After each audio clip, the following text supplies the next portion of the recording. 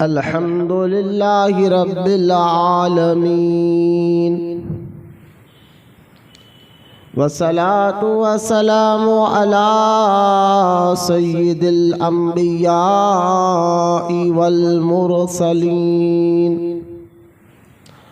व अला आलिहि व अस्हाबिहि अजमाइन। अम्मा बाद वक़ाल अल्लाहु तआला फ़िल क़ुरआनिल मजीद फ़अऊज़ु बिल्लाहि मिनश शैतानिर रजीम।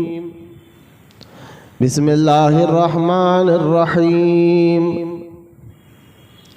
इहदिना सिरातल मुस्तक़ीम सिरातल्लज़ीना अनअमता अलैहिम। आमन्तु बिल्लाहि सदक़ल्लाहुल अलियुल अज़ीम। वक़ाल अल्लाहु तआला फ़ी शानि हबीबिहिल करीम इन्नल्लाहा व मलाइकतहु युसल्लूना अलन नबिय्यि या अय्युहल्लज़ीना आमनू सल्लू अलैहि व सल्लिमू तस्लीमा। सल्लल्लाहु अला नबी उम्मी व अला आलिहि सल्लल्लाहु तआला अलैहि व आलिहि व सहबिहि व सल्लम। सलातन व सलामन अलैका या रसूलल्लाह सल्लल्लाहु तआला अलैहि व आलिहि व सहबिहि व सल्लम। अम्मा बाद, हर तारीफ और बड़ाई सिर्फ अल्लाह ताला के लिए है जो सारे जहान का मालिक है, मुख्तार है और जो सारे जहान का पालनहार है। मैं इस बात की गवाही देता हूँ कि अल्लाह ताला के सिवा कोई इबादत के लायक नहीं, वो एक है, उसका कोई साथी और शरीक नहीं। और मैं इस बात की भी गवाही देता हूँ कि आपके और हमारे प्यारे आका और मौला हुजूर पुरनूर रहमत कौनैन हज़रत सैयदना मुहम्मद मुस्तफ़ा अहमद मुश्तबा सल्लल्लाहु तआला अलैहि व आलिहि व सहबिहि व सल्लम अल्लाह ताला के आखिरी रसूल और उसके बरगुज़ीदा बंदे हैं। अल्लाह ताला हुजूर अकरम नूर मुजस्सम रहमत आलम सल्लल्लाहु ताला अलैहि व आलिहि व सहबिहि व सल्लम पर अहले बैत, सहाबाए किराम, ताबईन और तबे ताबईन, औलियाए उम्मत पर क़यामत तक बकसरत रहमतें और बरकतें नाजिल फरमाता रहे।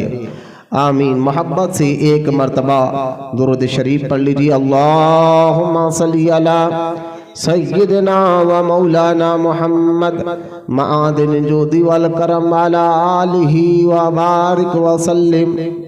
सलातन व सलामन अलैका या रसूल अल्लाह सल्लल्लाहु तआला अलैहि व आलिहि व सहबिहि व सल्लम। अम्मा बाद, माज़र सामईन, अस्सलामु अलैकुम व रहमतुल्लाहि व बरकातुहू। खबर इसके कि आज का हमारा उन्वान फैज़ान शेखुल इस्लाम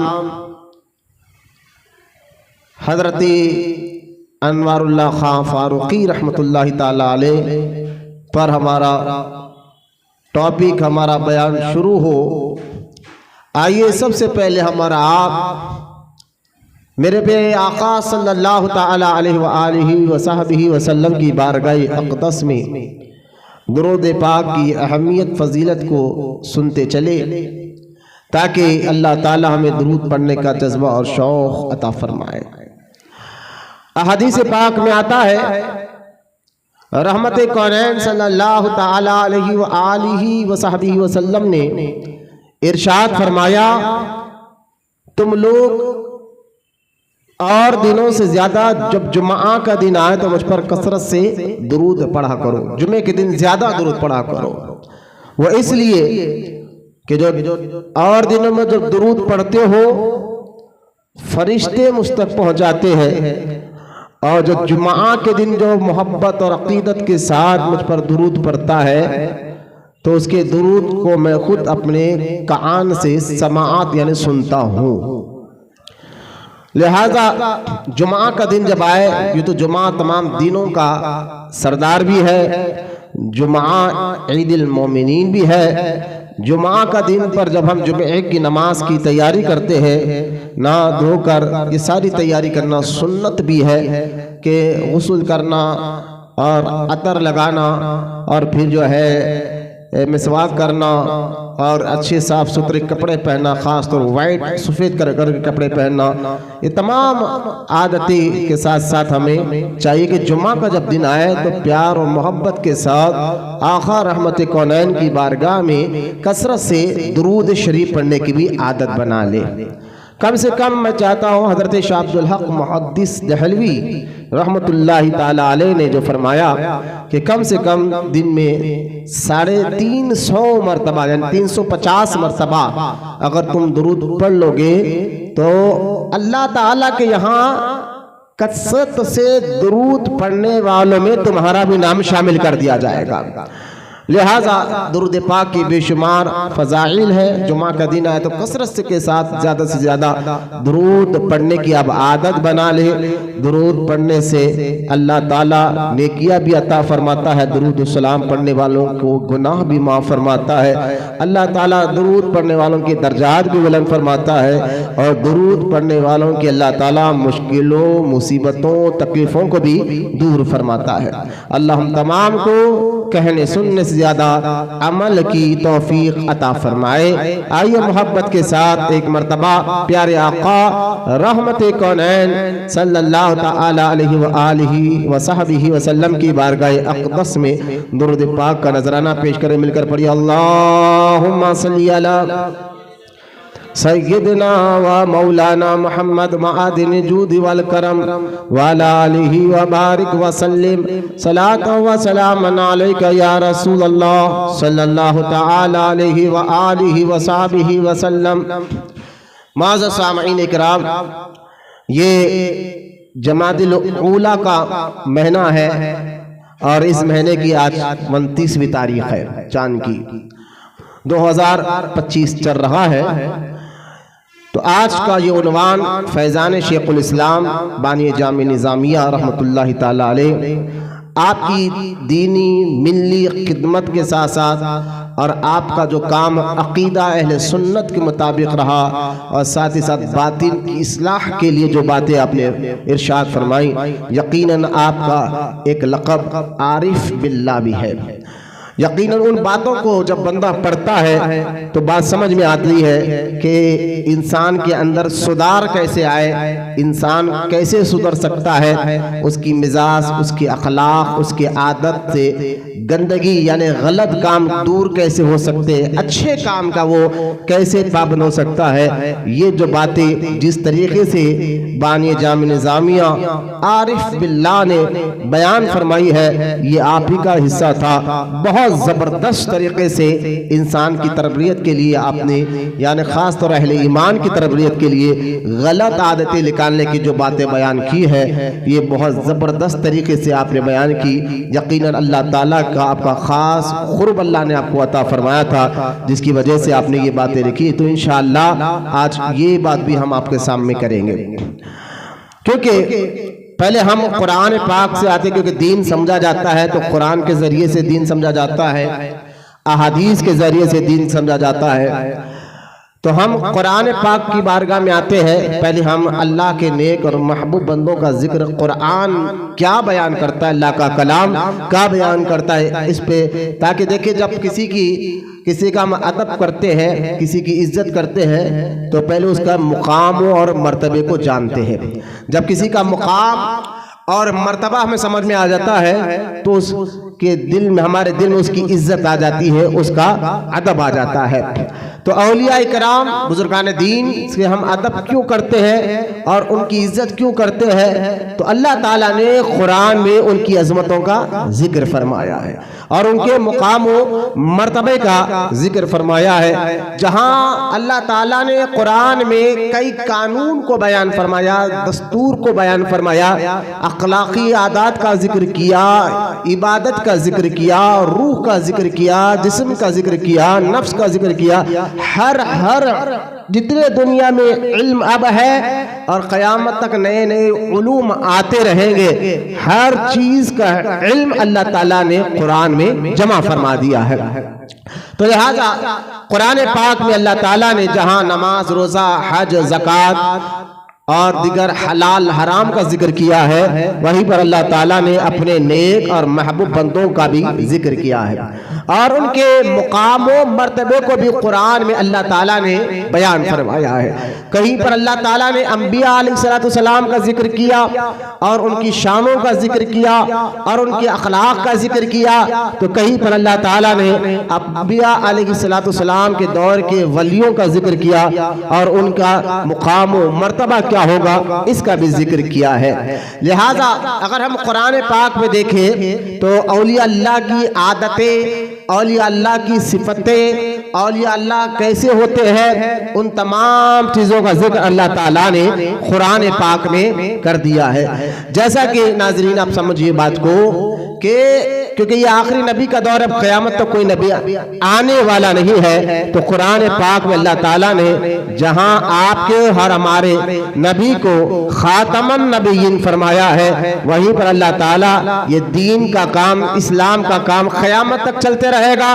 तो दीन के काम के लिए अल्लाह ताला अपने महबूब की उम्मत में जो है औलिया अल्लाह को दुनिया में भेजता रहेगा। तो उनकी क्या आदतें रहेंगी, उनकी क्या सिफतें रहेंगी, कुरान में अल्लाह ताला ने उनका जिक्र फरमाया।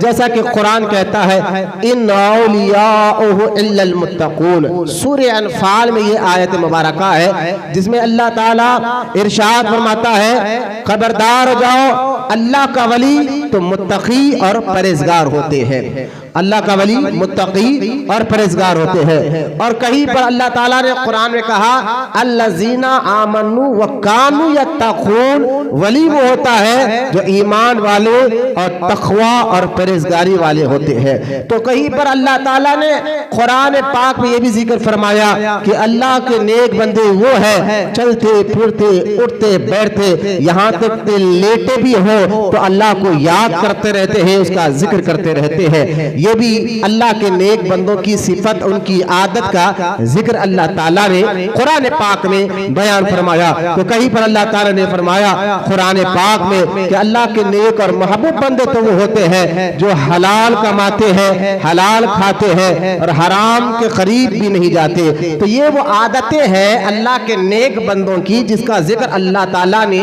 कुरान में कई सूरों और कई आयतों में इरशाद फरमाया। इन आयतों से और इन जो है कुरान के मुख्तसर तर्जुमे के साथ जो मैंने आपको कुछ बातें, कुछ अल्लाह के नेक बंदों की आदतें बयान फरमाई कि उठते बैठते वो अल्लाह को याद करते रहते, अल्लाह का जिक्र करते रहते हैं। फिर ये बयान फरमाया कि वो मुत्तकी होते हैं, परहेजगार होते हैं। तो इससे पता ये चला कि कोई जो है झिब्बा पहनकर, हरा पीला काला इमामा पहनकर कोई अल्लाह का वली नहीं हो सकता जब तक उसकी आदतें, उसकी अखलाक, उसकी मिजाज कुरान के मुताबिक ना हो जाए, अहादीस के मुताबिक ना हो जाए। अगर कोई बंदा है कुरान और हदीस के मुताबिक अमल करता है तो उसके मुताबिक वो अल्लाह का नेक बंदा है, अल्लाह ताला ने उसको अपना महबूब बनाया है। अगर कोई बंदा सिर्फ कपड़े पहन ले लेकिन आदतें, अखलाक और मिजाज में कोई बदलाव नहीं है तो सिर्फ कपड़े पहनने से कोई, यानी कि पीले हरे लाल कपड़े पहनने से कोई अल्लाह का महबूब या अल्लाह का वली नहीं बन सकता। कुरान जो अल्लाह के नेक बंदों की आदतों का जिक्र कर रहा है वो सारी बातें उसके अंदर मौजूद होती है। और यहाँ से एक और बात ये भी पता चल गया, अगर किसी शख्स के कोई हजारों लाखों शागिर्द मुरीद है, कोई इसके हाथ पैर चूम रहे हैं तो हम समझते कि बहुत बड़ा अल्लाह ताला का वली है, हो सकता है। लेकिन बात यह है कि वली की पहचान के लिए ये नहीं देखा जाएगा कि इनके मुरीद कितने हैं, ये नहीं देखा जाएगा इनके शागिर्द कितने हैं, ये नहीं देखा जाएगा कि इनके जो है ये हाथ पैर चूमने वाले और इनके घरों के बाहर कितनी लंबी लंबी कतारें खड़ी होती है, ये नहीं देखा जाएगा। वली की पहचान के लिए ये देखा जाएगा वो कुरान का, दीन का, शरीयत का, अल्लाह के बनाए हुए कानून का कितना पाबंद है और दीन पर कितना अमल करता है। जितना ज्यादा वो दीन पर अमल करने वाला होता है, अगर उसके पीछे कोई आदमी ना भी हो, तन्हा हो, लेकिन दीन का पाबंद हो, शरीयत का पाबंद हो, कुरान हदीस का पाबंद हो, दीन से मोहब्बत, नेकियों से मोहब्बत करता हो, लोग उसके पीछे आगे दाएं बाएं ना भी हो, ये शख्स तन्हा हो लेकिन दीन का पाबंद है, शरीयत का पाबंद है, तो ये भी अल्लाह का वली हो जाता है।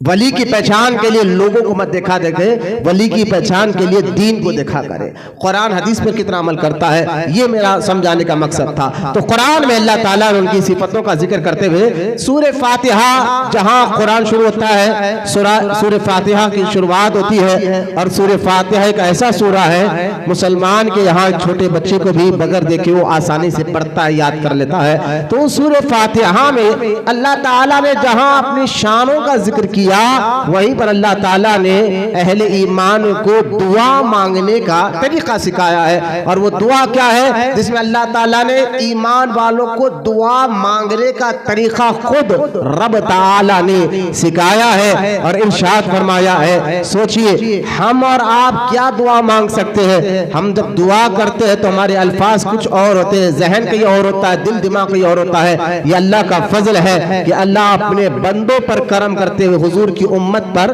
करम करते हुए दुआ मांगने का तरीका कुरान में अल्लाह ताला ने सिखाया और फरमाया कि मुझसे मेरे बंदो, मुझसे ऐसी दुआ मांगो, इहदिना सिरातल मुस्तकीम, ऐ अल्लाह चला सीधा रास्ता।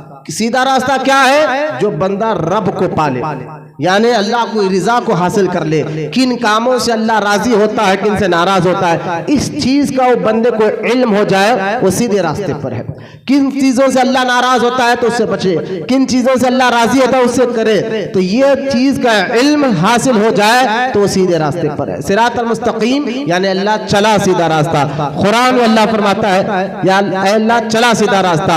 अगर हमने सीधा रास्ता जाना भी है, मंजिल तक पहुंचना भी है, तो हमें रहनुमा की जरूरत पड़ती है। दुनिया में भी आप देख ले कि कहीं मंजिल पर आपको जाना होता है, जहां आपका इरादा होता है, तो आपको क्या चाहिए, कोई रहबर चाहिए, उस मंजिल की मालूमात वाला चाहिए। तो आज उसके जरिए कई टेक्नोलॉजी का दौर है, आज गूगल मैप भी आपके पास है, मैप डालकर आप उस मंजिल तक पहुंच जाते हैं। वो मैप आपका जरिया बन जाता है मंजिल तक पहुंचने का। तो जब दुनिया में मंजिल तक पहुंचने के लिए जो है वास्ते और वसीले की जरूरत पड़ती है, बगैर वास्ते बगैर वसीले के आप अपनी मंजिल तक नहीं पहुंच सकते। तो इस बात को समझ लीजिए। इसी तरह अल्लाह की रिजा हासिल करने के लिए, अल्लाह ताला का खुर्ब हासिल करने के लिए भी वास्ता और वसीले की जरूरत पड़ती है, और उसके जरिए से ही बंदे को पता चलता है किन काम से अल्लाह राजी होता है और किन कामों से नाराज होता है। और जो वास्ता, जो जरिया तुम्हें अल्लाह तक पहुंचा दे, उसी वास्ते को, उसी जरिए को वसीला कहा जाता है। तो वसीला क्या है, अगर कोई आपसे पूछे कुरान में कहां लिखा हुआ वसीला, तो सूरह फातिहा में ही वसीला का जिक्र मौजूद है। सूरह फातिहा में अगर बंदा पढ़े तो वसीले का जिक्र सूरह फातिहा में ही मौजूद है। लिहाजा अल्लाह ताला ने दुआ का जिक्र किया और अपने बंदों को सिखाया, ए बंदो दुआ मांगो, ए अल्लाह चला सीधा रास्ता। और रास्ता किन लोगों का, तो अल्लाह ताला ने फरमाया सिरातल लजीना अनअमता अलैहिम, उनके रास्ते पर चला जिन पर अल्लाह ने इनाम रखा है। अब देखिए ये सीधा रास्ते से मुराद जरिया क्या है, तो अल्लाह ने फरमाया उनके रास्ते पर चलो जिन पर अल्लाह ताला ने इनाम रखा है। तो ये इनामी याफ्ता बंदे कौन है, किन पर अल्लाह ताला ने इनाम रखा है, ये कैसे आपको पता चले, तो कुरान पाक इसका भी जिक्र कर देता है। कुरान एक दूसरे पारे में इरशाद फरमाता है अल्लाह ताला, मिनल नबिय्यीना व सिद्दीकीना व शुहदाई व सालिहीन, अल्लाह ताला ने इनाम नबियों पर किया है, सिद्दीकों पर किया है, शहीदों पर किया है और सालिहीन पर किया है।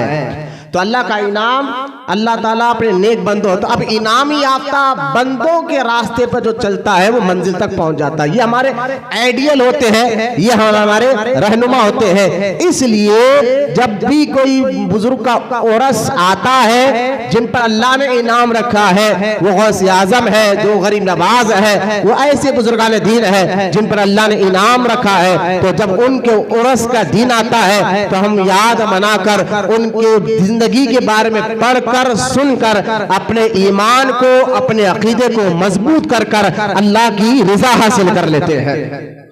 इसलिए अल्लाह वालों का जिक्र कुरान में मौजूद है।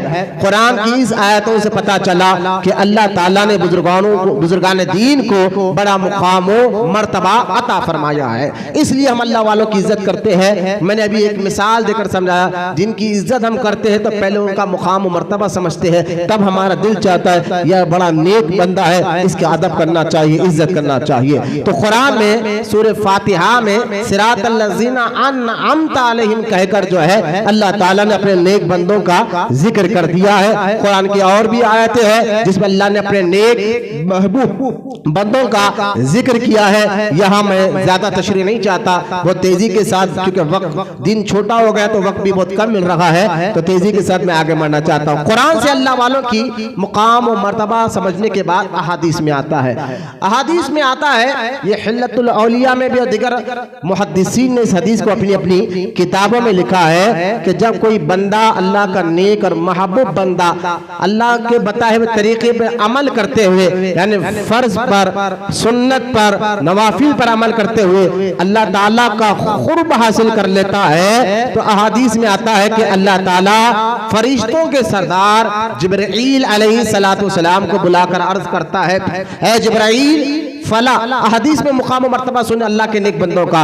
अल्लाह ताला जिब्राईल अलैहिस्सलाम को बुलाकर इरशाद फरमाता है, ऐ जिब्राईल फला बंदे से मैं मोहब्बत करता हूँ और तुम भी उससे मोहब्बत करो, और आसमानों में भी ये बात का ऐलान कर दो, यानी तमाम फरिश्तों में भी ऐलान कर दो कि जमीन पर एक बंदा है जिससे अल्लाह मोहब्बत करता है, ऐ आसमान में रहने वाले फरिश्तों तुम भी उससे मोहब्बत करो। जिब्राईल अलैहिस्सलाम अल्लाह के हुक्म से पूरे आसमानों में ऐलान करते हैं, जहां पर अल्लाह के लातेदाद मखलूक जो फरिश्ते हैं, जिनकी तादाद सिर्फ अल्लाह जानता है कितने हैं, और जिनकी तादाद अल्लाह के बताने से उसका रसूल जानता है कितने हैं। लिहाजा ऐलान जैसा होता है, तो सोचिए वली का मुकाम मर्तबा रहता जमीन पर है, लेकिन उसके नाम का चर्चा अल्लाह आसमानों में करा देता है, उसके नाम का जिक्र अल्लाह आसमानों में करा देता है, और आसमानों पर फरिश्तों में ऐलान होता है कि मैं इससे मोहब्बत करता हूँ। अल्लाह कहता है, ऐ जिब्रील तमाम फरिश्तों में ऐलान कर दे, ऐ फरिश्तों तुम भी इनसे मोहब्बत करो। इसलिए अल्लाह के वलियों से जो है ना, जहाँ हर मखलूक मोहब्बत करती है, वो अल्लाह के मासूम फरिश्ते भी अल्लाह वालों से मोहब्बत करते हैं और उनके अदब करते हैं। एक तो या फिर हदीस अभी खत्म नहीं, सरकार अलैहिस्सलातु वस्सलाम इरशाद फरमाते हैं, फिर जिब्राईल अलैहिस्सलाम को फिर अल्लाह हुक्म ये देता है, ऐ जिब्राईल अब जमीन पर जाओ, जमीन पर जाओ और जाकर जो है जमीन पर भी इस बात का ऐलान कर दो, ऐ जमीन पर रहने वाली मखलूक, अल्लाह ताला तमाम, अल्लाह ऐलान कर रहा है तमाम मखलूक से कि एक वो बंदा है जमीन पर जिससे अल्लाह मोहब्बत करता है, और अल्लाह का हुक्म है तुम भी उससे मोहब्बत किया करो। आप सोचिए जरा, सारी कायनात का मालिक को मौला की तरफ से ये ऐलान हो रहा है, अल्लाह ताला की तरफ से ये ऐलान हो रहा है। जब जमीन पर जिब्रील अलैहिस्सलाम आकर ऐलान अल्लाह के हुक्म से करते हैं, तो सोचिए वो ऐलान कौन सुनता है? अल्लाह की हर मखलूक, जिसमें जो है इंसान तो है, लेकिन साथ ही साथ हैवानात है, पहाड़ है, झाड़ है, फरिश्ते के साथ साथ जो है जमीन पर रहने वाले जो है कीड़े मकोड़े जानवर, यहाँ तक समंदर में रहने वाले जानवर, हवाओं में उड़ने वाले चरिंद परिंद, बेजान दिखने वाले पहाड़ झाड़, ये सारी मखलूक भी अल्लाह के वली से मोहब्बत करने लग जाती है। आप कई वाकयात पढ़ सकते हैं, अहादीस में है, हमारे आंखों देखी वाकयात है कि पहाड़ भी जो है अल्लाह के वलियों से मोहब्बत, यानी पत्थर भी अल्लाह के वलियों से मोहब्बत करता है। लिहाजा अगर कहीं वली खड़ जाए, अल्लाह का महबूब बंदा खड़ जाए, तो पत्थर उनके लिए नरम हो जाता है। ये कई वाकयात भी आप पढ़ सकते हैं, दिख सकते हैं। लिहाजा अब जहां पर अल्लाह ताला का जब ऐलान जिब्रील अलैहिस्सलाम के जरिए जमीन पर होता है, तो अल्लाह ताला के वलियों से वही मोहब्बत करते हैं जिनके दिल में ईमान होता है, और उनके दिल में अल्लाह अपने वलियों की मोहब्बत भी डाल देता है। आज हम अल्लाह के नेक और महबूब बंदों के आस्थानों पर जो हाजिरी दे रहे हैं और उनके दरबारों पर जो हाजिरी दे रहे हैं, ये अल्लाह का फजल भी है, और अल्लाह का शुक्र भी अदा करें कि अल्लाह ने हमारे दिलों में इन वलियों की मोहब्बत को डाला है। अगर कोई नहीं जाता अल्लाह वालों के पास और कोई कहे कि मैं अल्लाह के वलियों के आस्थानों पर नहीं जाता, मुझे फला बुजुर्गों से कोई मतलब नहीं है, तो समझ जाइए भाई तेरे दिल को अल्लाह ने चुना ही नहीं अपने वलियों की मोहब्बत के लिए। ये अल्लाह का फजल होता है जिस पर चाहे होता है। लिहाजा अल्लाह का फजल हुआ है अहले सुन्नत व जमात पर कि यकीनन ये हक जमात भी है, और इसी में औलिया अल्लाह को भी भेजा, और इसी में औलिया अल्लाह के चाहने वालों को भी अल्लाह भेजता है। कुरान की एक आयत मुबारका और अहादीस की एक हदीस सुनने से आप अंदाजा कर चुके होंगे वलियों का मुकाम मर्तबा कैसा है, उनकी शान व अज़मत कैसी है। और भी कुरान की आयतें हैं, अहादीस है, लेकिन हमारा मौजू ये नहीं है। कुरान अहादीस में अल्लाह वालों का जिक्र है, लेकिन आ जाइए मैं आपको फौरन हैदराबाद दक्कन की शान, आन बान, हैदराबाद दक्कन की पहचान, जिसकी वजह से पूरी दुनिया भर में हैदराबाद दक्कन जाना गया, पहचाना गया। मैं उन कारनामों की बात नहीं कर रहा हूं जो बादशाहों ने किया है, ऐसे कारनामे तो होते रहते हैं। किसी ने ताजमहल बना दिया, किसी ने लाल किला बना दिया, किसी ने चांद मीनार बना दिया, लेकिन देख लीजिए वो तो इमारत है, लेकिन असल आन बान शान ये नहीं है। असल आन बान शान वो होती है जिसके जरिए से इंसान को अल्लाह की मारिफत पहचान हो जाती है, जिनके जरिए से बंदे को अल्लाह से ताल्लुक जुड़ जाता है। वो जो पहचान जो कराने वाले शख्सियत होते हैं, उन शख्सियत का जिक्र अल्लाह जमीनों पर भी कराता है और आसमानों पर भी कराता है। तो उन शख्सियात में हैदराबाद दक्कन में बहुत से औलिया कराम आए हैं जो बंदों को मारिफत का पता दिलाने के लिए, अल्लाह से जुड़ाने के लिए आए हैं। उन्हीं अल्लाह के नेक और महबूब बंदों में एक नाम शेखुल इस्लाम फजीलत जंग खान बहादुर आरिफ बिल्लाह हजरत अनवारुल्लाह खान फारूकी रज़ी अल्लाह ताला अन्हो, जिनको हैदराबाद के लोग बानिए जामिया निजामिया के नाम से जानते और पहचानते हैं। हाँ, यकीनन जितनी बातें मैं कर रहा हूँ आपके बारे में कि आपकी वजह से हैदराबाद की शान और पहचान हुई है, तो ये अहले इल्म जानते हैं, जो अल्लाह के नेक बंदे वो जानते हैं कि आज हैदराबाद की पहचान जो है इनकी वजह से दुनिया भर में हुई।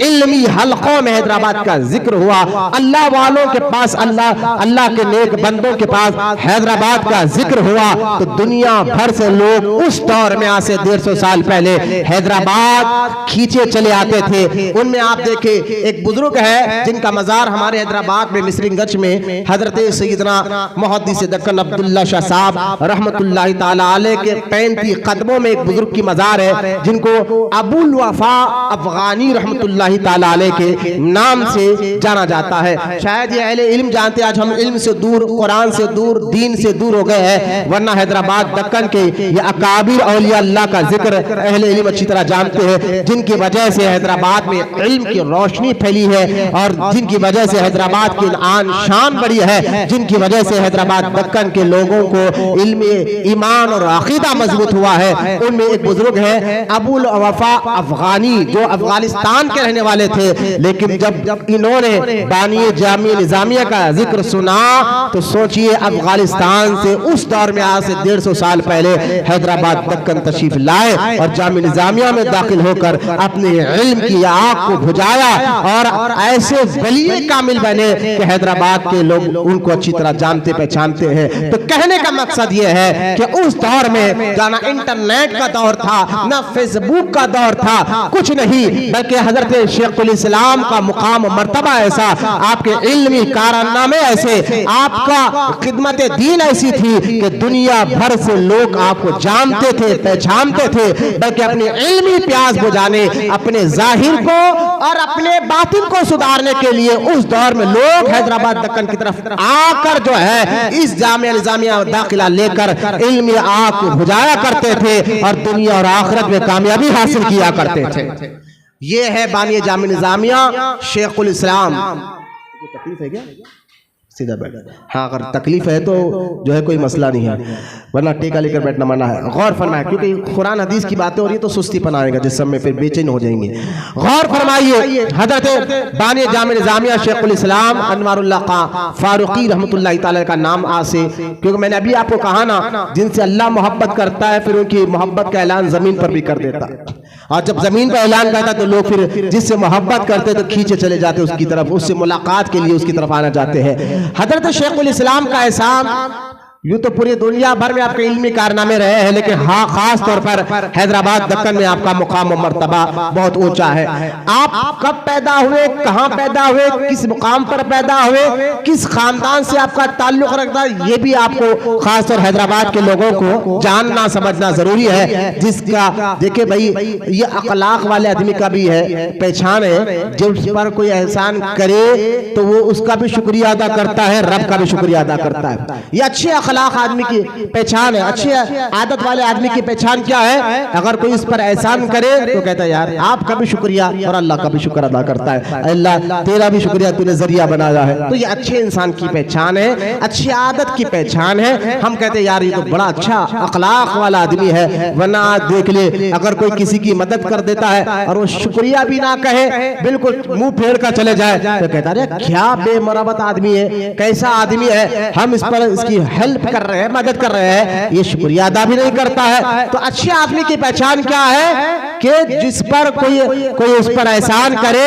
तो वो उसका शुक्रिया अदा करता है। तो हजरत शेखुल इस्लाम बानी जामिया निजामिया का एहसान पूरे हैदराबाद के लोगों पर है, ये तो पूरे दुनिया पर है। तो लिहाजा आज उनकी याद बनाकर हम शुक्रिया अदा भी करते हैं, उनका भी और रब का भी, कि जिनके वजह से हमारा ईमान और अकीदा मजबूत हुआ है।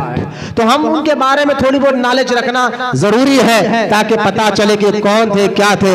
हजरत बानी जामिया निजामिया शेखुल इस्लाम के आबा और अमजाद, खानदानी पस मंजर, क्योंकि खानदान जितना आला होता है ना, औलाद भी उस आला नस्ल में जब पैदा होने वाली औलाद को भी अल्लाह आला बनाता है, इज्जतदार बनाता है। खानदान का असर भी होता है, वालिदैन का भी असर आता है बच्चों के अंदर। हजरत बानी जामिया निजामिया शेखुल इस्लाम 39 वास्तों से हजरत अमीरुल मोमिनीन उमर इब्ने खत्ताब रज़ी अल्लाह ताला अन्हु की औलाद मुबारक में से आते हैं। यह है बानी जामिया निजामिया जो 39 वास्तों से आपका शिजराए नसब, आपके वालिद, उनके दादा, परदादा, ऊपर जाकर आपका शिजराए नसब जो है खानदानी एतबार से हजरत फारूक आजम रजी अल्लाह ताला अन्हु से मिल जाता है। इससे पता चला क्या आप औलाद फारूक आजम है रजी अल्लाह ताला। आपके दादा परदादा में एक बुजुर्ग गुजरे हैं जिनका नाम खाजी ताजुद्दीन रहमतुल्लाहि ताला अलैह है, जो औरंगजेब रहमतुल्लाहि ताला अलैह के मुगलिया सल्तनत के ये दक्कन का इलाका खंदार, नांदेड़ के करीब के इलाका है खंदार, वहां के ये खाजीउल खुजा थे। कौन? बानी जामिया निजामिया के दादाए मोहतरम, वहां के खाजीउल खुजा थे। खाजी उसको नहीं कहते जो आज हमारे यहाँ हैदराबाद में जो निकाह पढ़ाता है उसको खाजी नहीं, खाजी उस दौर में उसको कहा जाता था जो चीफ जज होता, तमाम मुफ्तियों का मुफ्ती होता, तमाम आलिमों का आलिम होता, जो सबसे बड़े आलिम को खाजीउल क़ुज़ा कहा जाता था। और वो हुकूमत उनको फिर एक मुकाम देती जिसकी वजह से वो फैसले किया करते थे कुरान और हदीस की रोशनी में। लिहाजा इससे पता चला कि आपके दादा कैसे आलिम और फाजिल गुजरे हैं। उन्हीं की औलाद में आपके वालिद मोहतरम बानी जामिया निजामिया के वालिद मोहतरम जिनका नाम है हजरत सैयदना शेख मोहम्मद शुजाउद्दीन कादरी चिश्ती रहमतुल्लाहि ताला अलैह। ये कौन है? बानी जामे निजामिया के वालिद मोहतरम है। तो लिहाजा शुजाउद्दीन कादरी चिश्ती रहमतुल्लाहि ताला अलैह जो बड़े आलिम, फाजिल, काजी, मुत्तकी, परहेजगार गुजरे हैं, जिनका मजार मुबारक आज भी ईदी बाजार में जो शुजाउद्दीन बाबा की जो इनका भी नाम शुजाउद्दीन बाबा है, जो मजार है गुम्मद, ईदी बाजार गुम्मद, उसके थोड़ा आगे जाएंगे तो एक कब्रिस्तान के अंदर बानी जामे निजामिया के वालिद का मजार आज भी मौजूद है। लिहाजा हज़रत बानी जामे निजामिया के जो वालिद मोहतरम थे शुजाउद्दीन साहब क़िबला रहमतुल्लाहि ताला अलैह, बहुत बड़े आलिम और फाजिल, मुत्तकी, परहेजगार, लेकिन मैं उस पर भी बात नहीं करूंगा। ये इतने बड़े आलिम और फाजिल के साथ साथ जो है ये मुरीद और खलीफा थे। जरा इस पर भी डिबेट करें, सुनिए आप। ये मुरीद थे किसके? बानी जामे निजामिया के वालिद किसके मुरीद थे? हजरत सैयदना रफीउद्दीन खंदारी रहमतुल्लाहि ताला अलैह के। ये सैयदना रफीउद्दीन खंदारी रहमतुल्लाहि ताला अलैह जिनके मुरीद और खलीफा कौन थे? बानी जामे निजामिया के वालिद मोहतरम। और सुनिए, एक तो उनके मुरीद और खलीफा भी थे, और ये जो वालिद मोहतरम है बानी जामे निजामिया के, हजरत शुजाउद्दीन बाबा के पीर भी थे। कौन? रफीउद्दीन खंदारी, और सगे नाना भी थे। रिश्ता देखे आप। अब कौन है रफीउद्दीन खंदारी? हम बड़े बुजुर्गों को नाम देते हैं, गौसे आजम बोलते हम समझ सकते हैं करीब ना, लेकिन ये बुजुर्गानी दक्कन पर बहुत एहसान है, ऐसे बुजुर्गों का मैं नाम ले रहा हूँ। तो लिहाजा ये पहले दक्कन में आता था, ये इलाका महाराष्ट्र में चले गया नांदेड़, और वहां पर खंदर शरीफ ये नांदेड़ में चले गया है। लिहाजा ये पहले दक्कन में आता था इलाका। हजरत सैयदना रफीउद्दीन खंदारी रहमतुल्लाहि ताला अलैह अपने दौर के जबरदस्त आलिम और फाजिल, मुत्तकी, परहेजगार और पीर तरीक़त थे, और ये मुरीद थे, खलीफा थे ख्वाजा नायब रसूल रहमतुल्लाहि ताला अलैह, जिनका मजार रहमताबाद मुबारक में मौजूद है। ख्वाजा नायब रसूल, ख्वाजा नायब रसूल को हम सिर्फ जो है लोग दुआएं के लिए, यकीन वहाँ बलायात दूर होते हैं, जिन्नात खत्म होते हैं, असरात का असर खत्म होता है, जादू खत्म होते हैं, गैब से आज भी जो है आभूषण होते हैं। मैं लेकिन ख्वाजा नायब रसूल रहमतुल्लाहि ताला अलैह की जिंदगी मुबारक को अगर आप पढ़ेंगे तो आपने दीन की, मिल्लत की जो खिदमत की है, आपके मुरीदों खुलफा में बड़े बड़े औलिया अल्लाह मौजूद है। आपके मुरीदों में, ख्वाजा नायब रसूल के मुरीद में जहां सैयदना रफीउद्दीन खंदारी रहमतुल्लाहि ताला अलैह है, और तो सैयदना रफीउद्दीन खंदारी के भी कई मुरीदीन हैं, जिनमें बानी जामे निजामिया के वालिद भी हैं, तो जिनमें ईदी बाजार में आराम करने वाले हजरत शुजाउद्दीन साहब क़िबला रहमतुल्लाहि ताला अलैह भी मुरीद और खलीफा है रफीउद्दीन खंदारी के। शुजाउद्दीन बाबा जो है ना, जो ईदी बाजार में आराम कर रहे हैं, उनके भी दादा पीर ख्वाजा नायब रसूल है, दादा पीर ख्वाजा नायब रसूल। और यही सैयदना रफीउद्दीन खंदारी रहमतुल्लाहि ताला अलैह के मुरीदों में जो है बादशाह होनी सरकार भी आते हैं, और ख्वाजा महबूब अल्लाह भी आते हैं, यहया पाशा जैसे मिस्रीगंज में बड़े बड़े औलिया अल्लाह आराम कर रहे हैं। इनके पीर शुजाउद्दीन बाबा है, उनके पीर रफीउद्दीन खंदारी है, उनके पीर ख्वाजा नायब रसूल रहमतुल्लाहि ताला अलैह। तो ख्वाजा नायब रसूल को सिर्फ हमने तावीज़ों तक समझा है, दुआओं को। मैंने कहा ये रूहानी फैजान पहले भी जारी था, अब भी जारी रहेगा, लेकिन आपने दीन का बड़ा काम किया है। आपके मुरीदों में बड़े बड़े बुजुर्गों का नाम आता है। तो लिहाजा हजरत सैयद रफीउद्दीन खंदारी के मुरीद और खलीफा थे बानी जामे निजामिया के वालिद, उनका भी नाम मोहम्मद शुजाउद्दीन कादरी चिश्ती रहमतुल्लाहि ताला अलैह है। लिहाजा आपने दो निकाह के दूसरी बीवी के आप बेटे हैं शेखुल इस्लाम आरिफ बिल्लाह हजरत अनवारुल्लाह खां फारूकी रहमतुल्लाहि ताला अलैह बानी जामे निजामिया। मैं तेजी के साथ आगे पढ़ता हूँ।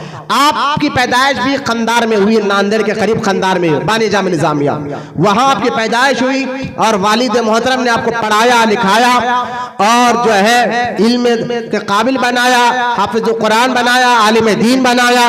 पहले दौर में जो है यही ज्यादा तालीम हुआ करती थी, और जो है यही इसके साथ साथ साइंस और टेक्नोलॉजी की भी बातें घर के अंदर ही ज्यादातर सिखा दिया जाया करता था।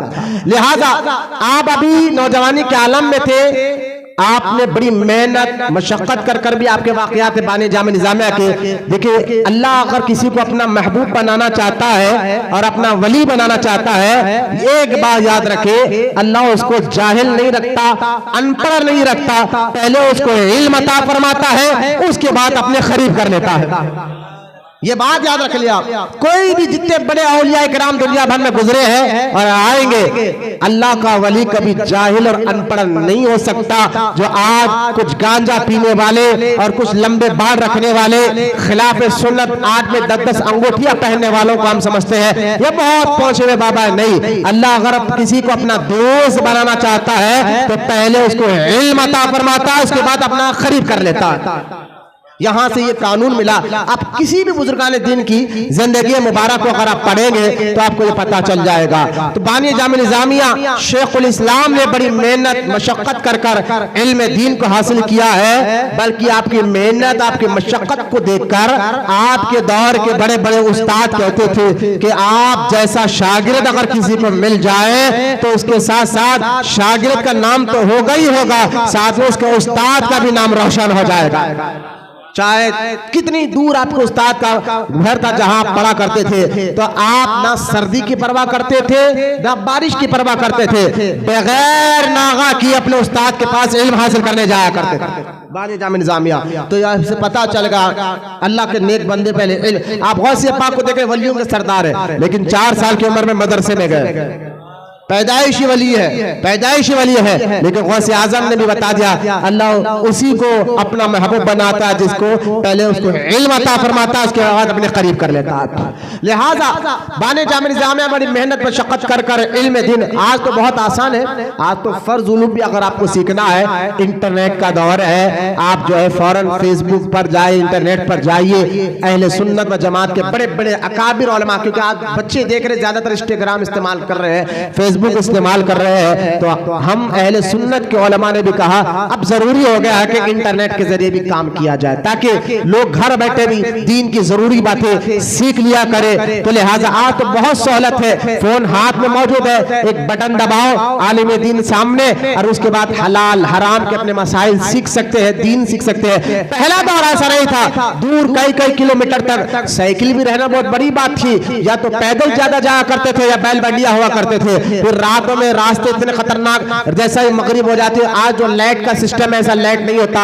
अंधेरा, जंगल, रात, ठंडी हवाएं, कभी बारिश का मौसम, लेकिन इसकी परवाह किए बगैर इल्म हासिल करना, इसका गौर करें, थोड़ा सा गौर करिए आप कि कितनी मेहनत मशक्कत कर कर बुजुर्गान दीन इल्म हासिल करते थे उस दौर में। जो दौर मैं पहले दौर के नहीं बल्कि आज से 150 साल पुरानी बात बानी जामे निज़ामिया के दौर की बात कर रहा हूं। आपने बड़ी मेहनत मशक्कत कर कर इल्म दीन हासिल किया। इल्म दीन हासिल करने के बाद आपको नौकरी मिली, उस दौर में गवर्नमेंट जॉब मिला।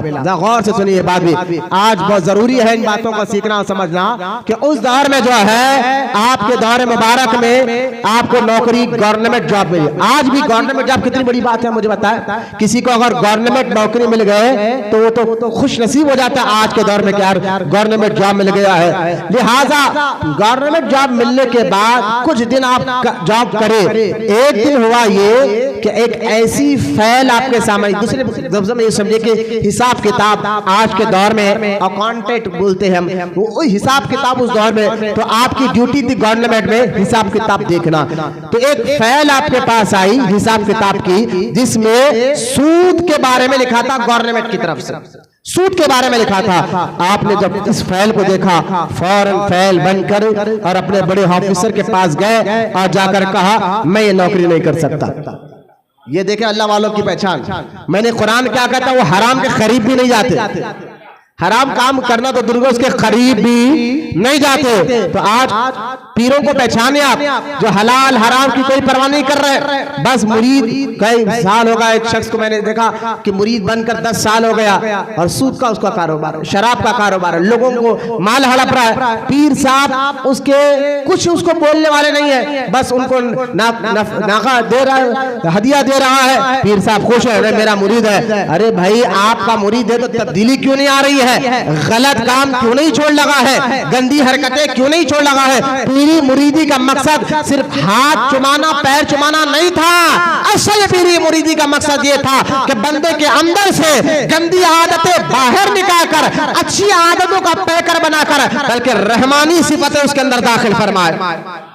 ये मकसद था। नौजवान बच्चे भी ज़हन में रखे, इन 2 नंबर पीरों को देखकर जिनके मुरीदों में सूदखोर भी है, जिनके मुरीदों में शराब भी, हाँ गुनाहगार से गुनाहगार भी मुरीद बनता था, इसमें कोई शक नहीं है। पीर सच्चा हो तो ऐसे को मुरीद बनाते हैं। अगर गुनाहगार को नहीं बनाएंगे तो जाएंगे कहाँ? बनाने के बाद उसकी तरबियत करते हैं। मैं ये बताना चाहता हूँ, बनाने के बाद उसके अंदर चेंजेस आता है, तरबियत होती है। पीर कहते हैं भाई ये काम मत करना, ये काम मत करना, ये हराम है, ये जायज है, ये हलाल है, ये नाजायज है। ये काम जैसा कि हजरत बाबा शरफुद्दीन रहमतुल्लाहि ताला अलैह सुल्तानुल आलमीन कुतुबुल अख्ताब हजरत सैयदना बाबा शरफुद्दीन रहमतुल्लाहि ताला अलैह जब हैदराबाद दक्कन आए और दीन का काम किया, आपका शोहरा पूरे हैदराबाद दक्कन में फैलने लगा।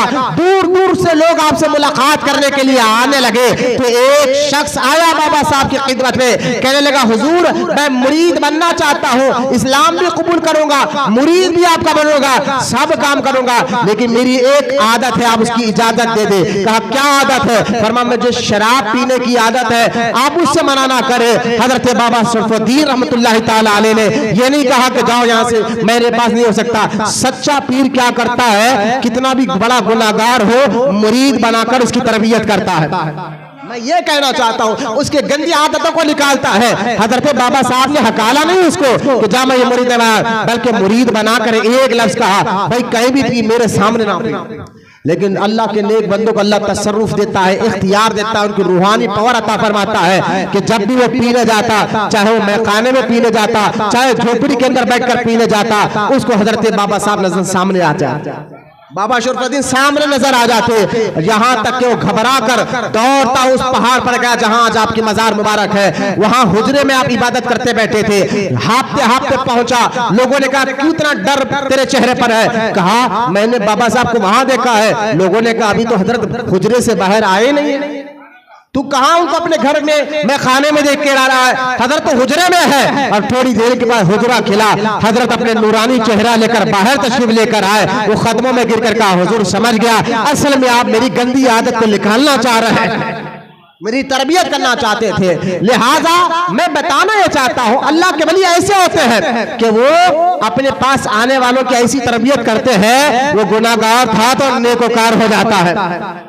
मैं उन 2 नंबर पीरों की बात कर रहा हूँ जिनके मुरीद होकर लोग 5, 7, 10 साल हो गया है, ना सूद का कारोबार छूट रहा है, ना हराम का कारोबार, और ना पीर साहब जलाल में आ रहे, ना गुस्से में आ रहे हैं। अल्लाह वालों की पहचान नहीं होती। बानिए जामे निजामिया हजरत अनवरुल्लाह खां फारूकी रहमतुल्लाहि ताला अलैह जैसा ही वो फैल देखा, जिस फैल में सूद का कारोबार के बारे में लेन देन थी, आपने फौरन फैल बंद करके गए अपने ऑफिसर के पास, कहा मैं नौकरी छोड़ना चाहता हूँ।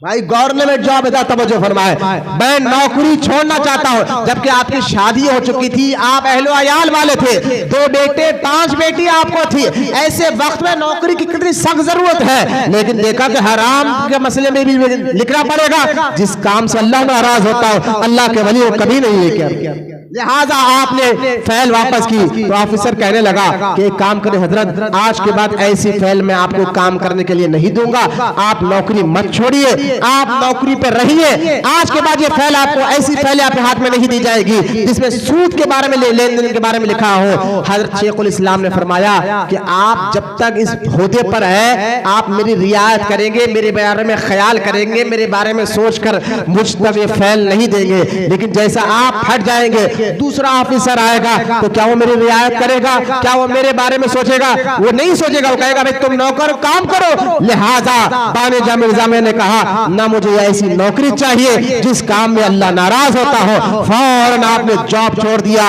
ये कुरान इसलिए फरमाता है, अल्लाह के नेक बंदों की सिफत का जिक्र करते हुए, अल्लाह के महबूब वलियों का जिक्र करते हुए कुरान कहता है इन औलियाहु इल्लल मुत्तकून। सूरह अनफाल में अल्लाह कुरान में कहता है बेशक अल्लाह का दोस्त, अल्लाह का महबूब, अल्लाह का वली कौन होता है? जो मुत्तकी और परहेजगार लोग हुआ करते हैं।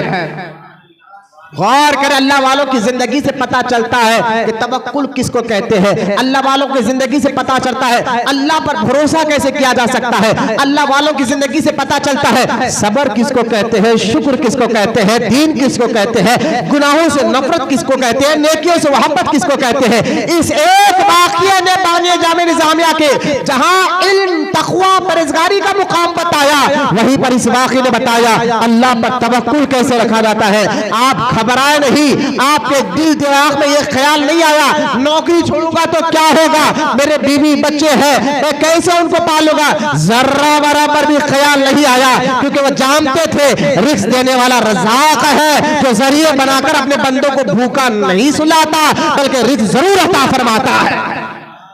अल्लाह वालों की इस दिखने में तो ऐसा वाकया दिख रहा है, लेकिन आपको कितना सबक मिल रहा है, अल्लाह पर यकीन कैसा करना है, तवक्कुल किसको कहते हैं। जो रज़ाक पर मुकम्मल यकीन करता है फिर अल्लाह जरिए बना देता है। हम तो डरते रहते हैं, अरे यार इससे नाराज हो जाएगा, नौकरी छूट जाएगी, ये काम वो काम। अरे भाई ठीक है, जरिए को अपनाओ, लेकिन जरिए पर यकीन नहीं, अल्लाह की जात पर मुकम्मल यकीन रखकर अपनाओ, तो आपको अल्लाह ताला उससे बेहतर जरिए बना देगा।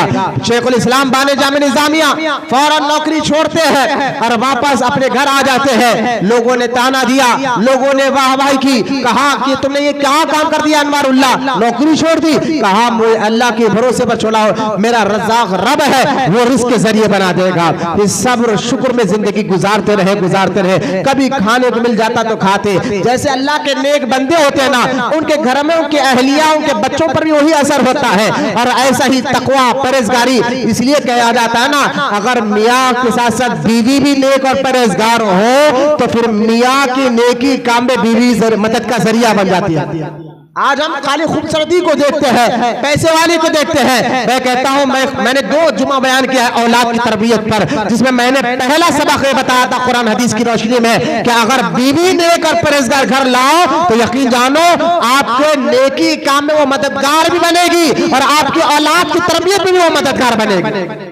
लिहाजा पहले अल्लाह वाले ऐसी खानदान के बच्चों को ढूंढते थे, कलर काला गोला पीला उनसे उनको कोई मतलब नहीं था। तवज्जो फरमाए, जाने दीजिए उल्टे बैठने वालों, मेरी तरफ तवज्जो फरमाए। लिहाजा शेखुल इस्लाम अनवरुल्लाह फारूकी रहमतुल्लाह ताला अलैह नौकरी छोड़ने के बाद हैदराबाद दक्कन, वहां से कद्दार से हैदराबाद आए और हैदराबाद दक्कन में भी आपने बहुत से दीन का दर्स का काम, कुरान हदीस का काम, पढ़ने पढ़ाने का काम जारी रखा। और पहले हज के लिए अल्लाह तवक्कल पर, अल्लाह पर यकीन करते हुए पैदल सफर करते हैं। पहला आपने हज किया, मक्के का तवाफ, मक्का पहुंचे, काबतुल्लाह का तवाफ किया, हज मुकम्मल किया।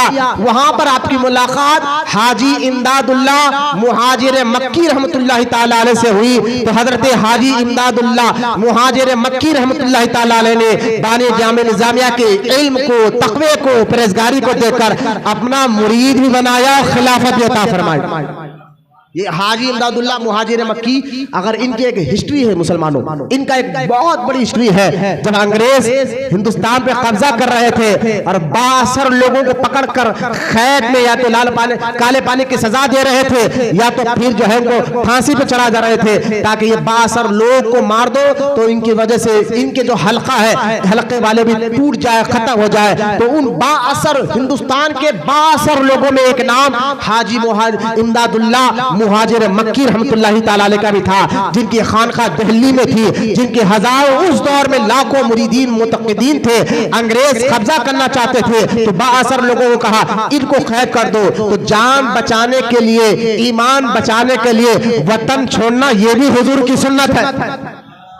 जान बचाने और ईमान बचाने के लिए वतन को छोड़ना यह भी हुजूर की सुन्नत है। तो हाजी इमदादुल्लाह मुहाजिर मक्की वतन छोड़कर मक्का जाकर रहने लगे थे, इसलिए मुहाजिर मक्की इनको कहा जाता है। आप बहुत बड़े आलिम और फाजिल बुजुर्ग और मुत्तकी परहेजगार अल्लाह के वली गुजरे हैं। हाजी इमदादुल्लाह सिलसिले चिश्त के हजरत बानिया जामे निज़ामिया इनसे मुरीद भी हुए और इनकी इल्मी काबिलियत को देखकर हाजी इमदादुल्लाह ने आपको खिलाफत भी अता फरमाई है। एक और बात याद रखें, बानी जामे निजामिया अपने वालिद से भी मुरीद और खलीफा, खिलाफत आपने अपने वालिद से भी ली, शुजाउद्दीन बाज़ साहब किबला रहमतुल्लाह ताला अलैह से। खैर, आपकी जिंदगी के बारे में से ज्यादा मैं आज उनका थोड़ा इल्मी कारनामे आपके सामने रखना चाहता हूँ।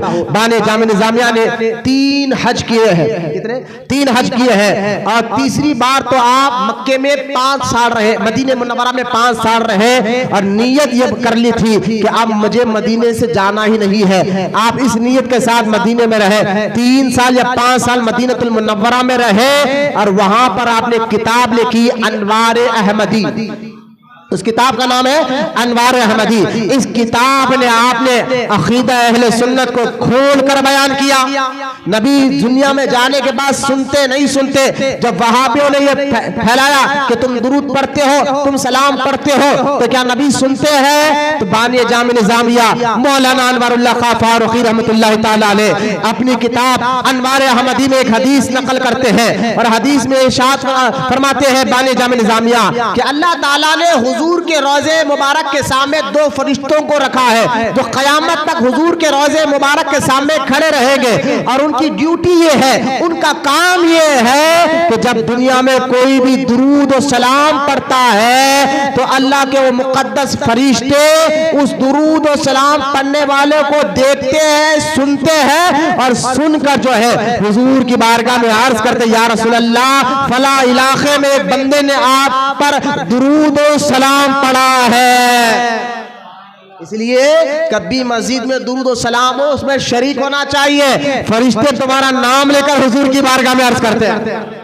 बानी जामे निजामिया ये बात कहते हैं कि जब फरिश्ते हुजूर के रोजे के सामने ठहर कर दुनिया में कोई भी दुरूद और सलाम पढ़े, इनको सुने आ जाता है, सुनते भी है, देखते भी है, उसके नाम को भी जान लेते हैं, सुनते भी है, देखते हैं, उसके नाम को भी जान ले लेते हैं। तो अब बानी जामे निजामिया एक इल्मी नुक्ता लिखते हैं, फरमाते हैं सुनो, ये फरिश्ते तो मुस्तफा जाने रहमत के गुलाम है।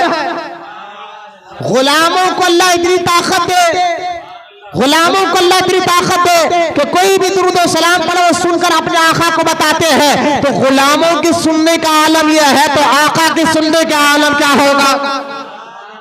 ये कहते हैं अनवार अहमदी किताब में शेखुल इस्लाम बानी जामे निजामिया ने, सिर्फ इमाम मोहम्मद रजा खान रहमतुल्लाह ताला अलैह ने रद्द वहाबिया नहीं किया, शेखुल इस्लाम आरिफ बिल्लाह ने भी वहाबियों का खुलकर रद्द किया।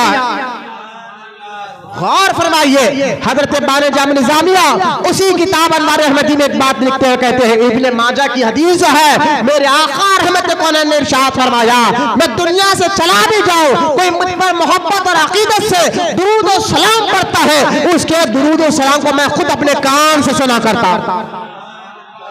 लिहाजा इन बुजुर्गान दीन के खानदान और उनका जिंदगी अमल के साथ साथ उनका अकीदा भी पता चलता है। और उनका अकीदा क्या था कि नबी दुनिया से जाने के बाद भी सुन रहे हैं, सुनते हैं, ये अकीदा अल्लाह वालों का था। और कुरान क्या कहता है, सिरातल लज़ीना अनअमता अलैहिम, इनके रास्ते पर चलो। अब आप परेशान मत होइए, वहां भी कहिए हम ये नहीं मानते, हम तो कुरान की बात मानते हैं, हम हदीस की बात मानते हैं। माज़अल्लाह कुरान हदीस का गलत तर्जुमा कर कर बदअकीदा बद मजहब वहाबिया कहते हैं कि नबी माज़अल्लाह मुर्दा है, नहीं सुन सकते हैं। मैंने कहा भाई किस नबी का तू कलमा पढ़ता हमें पता नहीं है। जैसे हम जिस नबी का कलमा पढ़ते हैं उस नबी का कलमा पढ़ते हैं जो आज भी जिंदा है और क़यामत तक भी जिंदा है और आज इंशाअल्लाह अल्लाह ताला क़यामत के बाद भी हमारी सिफारिश कर कर जन्नत में ले जाने वाला। लिहाजा ये अकीदा बुजुर्गों के अकीदे से पता चलता है अहले सुन्नत व जमात ही हक जमात है कि हुजूर सुनते हैं। ये सारे बुजुर्गों का अकीदा है, सारे अल्लाह वालों का अकीदा है। शेखुल इस्लाम ने उस किताब में बहुत से वाक़यात लिखे, सहाबा की अजमत पे लिखे, हुजूर की अजमत पे लिखे, अहले बैत की अजमत पे लिखे, औलिया की अजमत पे लिखे। ये किताब अगर हमारे घरों में रहे ना, आज कोई वहाबी तबलीगी आपके ईमान और अकीदे को नहीं खराब कर सकता।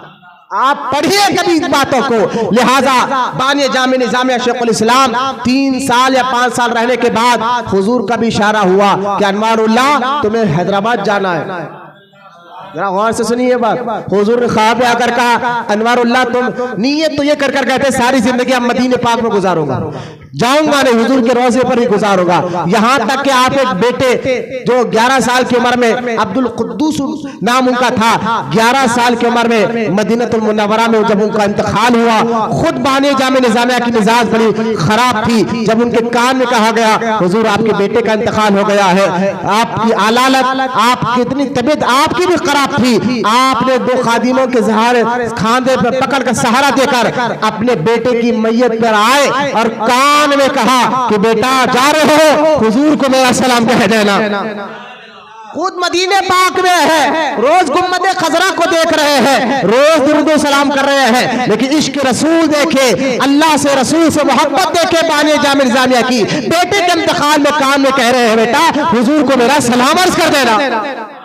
लिहाजा शेखुल इस्लाम तो शहादत देते सारी जिंदगी बाहर है, लेकिन मेरे आका रहमत कौनैन ने ख्वाब में आकर कहा, अनवारुल्लाह तुम्हें हैदराबाद दक्कन जाना है, जहां कर वहां दीनी खिदमत अल्लाह ताला तुम्हारे जरिए से बहुत लेने वाला है, बहुत काम तुम्हें करना है, लिहाजा तुम हो यहाँ पर मेरे पास, लेकिन काम करने जाना होगा। सिलसिले अशरफिया के एक बहुत बड़े बुजुर्ग ने एक प्यारी शायरी की और उस शायर में एक बात को लिखा। वो बात क्या लिखा? आप फरमाते हैं, मदीने से इसलिए जाता हूं सैयद, आशिकों की पहचान जो इश्क करते अल्लाह रसूल से हुजूर के वजह, वो आशिक कभी मदीना छोड़ना नहीं चाहता, लेकिन आशिक ये समझ सकते हैं क्या कहते सिलसिला अशरफिया के बुजुर्ग, मदीने से इसलिए जाता हूं सैयद, जाना तो दिल नहीं बोलता, मर जाओ। आला हज़रत फरमाते हैं, हरम की जमीन कदम रख के चलना, हरम की जमीन कदम रख के चलना, अरे सर का मौका है हो जाने वाले।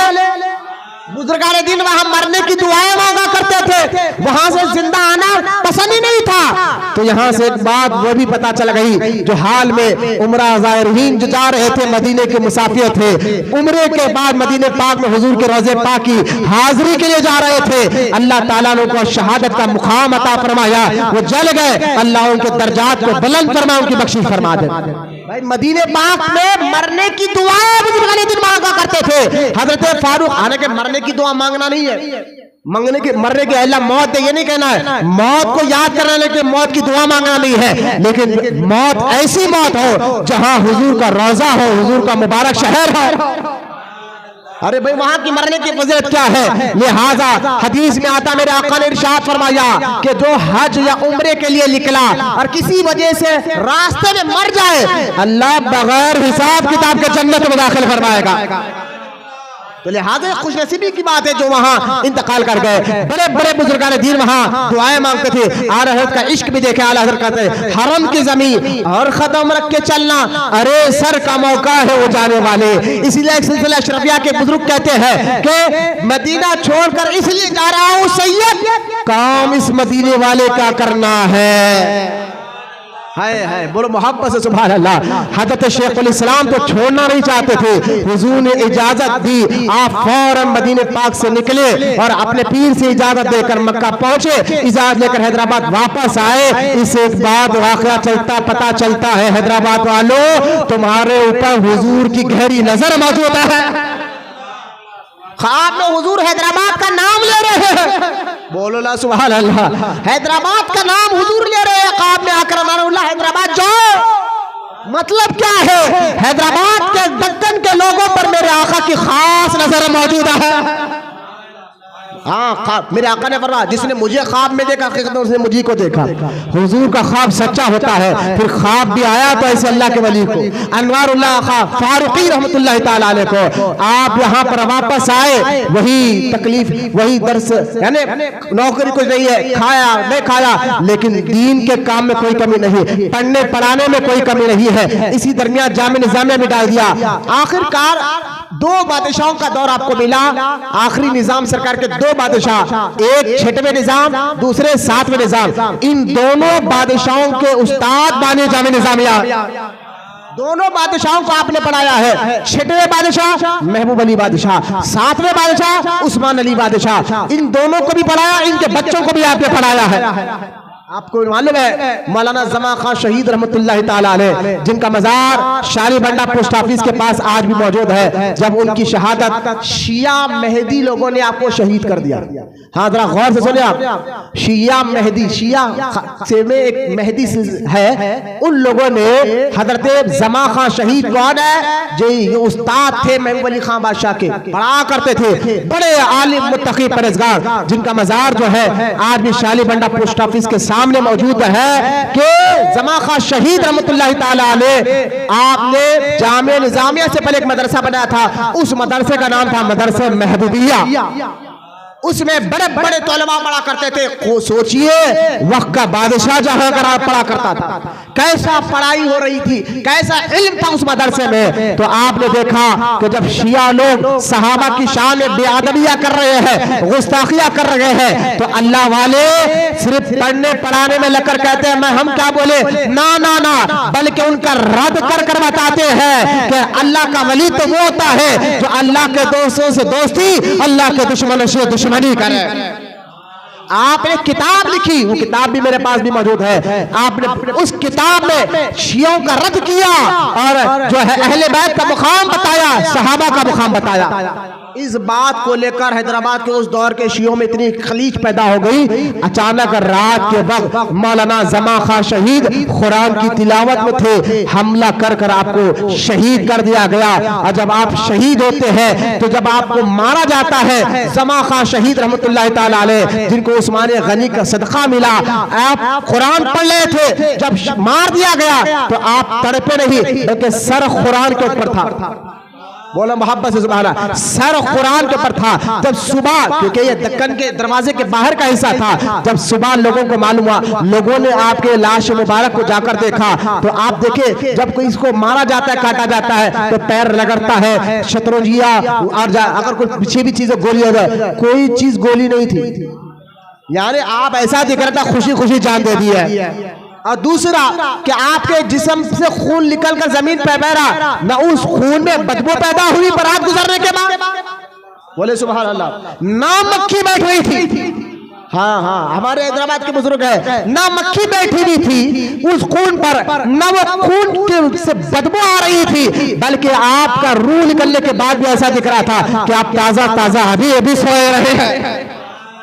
खैर, ये भी बुजुर्गों की बात आ गई तो मैंने बता दिया। जमा खां शहीद रहमतुल्लाह ताला अलैह की शहादत के बाद जब बादशाह को पढ़ने की बात आई, बोले अब किसको पढ़ाए, कौन पढ़ाए, कौन ऐसा काबिल उस्ताद हैदराबाद में रह गया है। तो वो सबकी नजर पहुंची बानिया जामे निजामिया पर, मौलाना अनवारुल्लाह खां फारूकी पर। सोचिए उस दौर के बादशाह जिसको चुन रहे हैं, तो उनका इल्म मुकाम मर्तबा क्या होगा।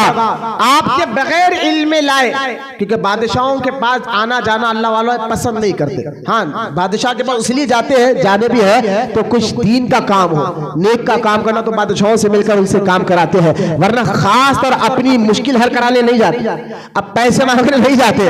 हजरत शेखुल इस्लाम बानिया जामे निजामिया के बगैर इल्म लाए हुए हैदराबाद के कुछ उलमा ने आपका नाम लिया, बादशाह से कहा महबूब अली बादशाह को आप भी पढ़िए, अपने बेटे को पढ़ाइए, ये अनवारुल्लाह खां फारूक आजम की औलाद में से है। तो आपने फरमाया अच्छा, तो उनको कहो कि हमारे पास आए। शेखुल इस्लाम बानिया जामे निजाम को मालूम हुआ, आपने कहा बगैर मेरे इल्म लाए, मुझे इतनी बड़ी नौकरी के आपने क्यों ये सबक दी, मुझे बोलना तो चाहिए था। आप और हम रहते तो खुश उछल जाते कि सीएम बुला रहा, प्राइम मिनिस्टर हमें बुला रहा है। आपके चेहरे पे खुशी नहीं थी, नाराजगी थी कि बगैर मुझे कहे, मुझे बताए तुमने ये क्या कर दिया है, लिहाजा मैं अभी नहीं जाऊंगा जब तक इस्तिखारा ना कर लूं और खुदा की जानब से मुझे इशारा ना मिल जाए। मोहब्बत से सुभान अल्लाह, ये अल्लाह वालों की पहचान है। आप कोई करोड़पति सेठ बुलाए तो हम उछल मचल जाते हैं, कोई सेठ बुलाए, कोई पैसे वाला बुलाए तो हम तल मल जाते हैं, खुश हो जाते हैं। वहां उस दौर का बादशाह बुला रहा था, चेहरे पर खुशी नहीं नाराजगी आ जाती है, क्योंकि ये अल्लाह वालों की एक मिजाज है। फिर आपने इस्तिखारा किया तो ख्वाब आपको नजर आया कि आप हाथ में किताब लिए बादशाह के महल की तरफ जा रहे हैं, तो आप समझ गए अल्लाह की तरफ से इशारा है। क्यों? क्योंकि अल्लाह ताला जो आपके जरिए से इन बादशाहों को पढ़ाया है। 22 साल आखिरी निजाम उस्मान अली बादशाह आपकी शागिर्दी में रहे, उस्मान अली बादशाह के कारनामे आप देखें कि इत्तेदाल इंसाफ पसंद बादशाह गुजरे हैं, लिहाजा 22 साल बाने जामे निजामिया की खिदमत में रहकर पड़े हैं। क्योंकि बाने जामे निजामिया ने कहा कि अगर किसी कौम की इस्लाह करनी हो तो एक एक को पकड़कर इस्लाह करना यह भी इस्लाह का तरीका है, लेकिन अगर उस कौम के बादशाह की इस्लाह हो जाए तो पूरी कौम सुधर जाती है। बादशाह की इस्लाह हो जाए कौम में सुधार आ जाता है। हजरत शेखुल इस्लाम ने बादशाहों को सुधारा है, कौम के अंदर सुधार आया। फिर आज देख ले उस्मान अली बादशाह के जो कारनामे कौम की खिदमत के लिए जो जो कारनामे खास तौर हैदराबाद के लिए उन्होंने किए हैं, आज तक लोग उस जरिए से फायदा उठा रहे हैं। ये दर्द, कौम की खिदमत का दर्द, इंसानों की खिदमत का दर्द उस्मान अली बादशाह के दिल दिमाग में बिठाया किसने है?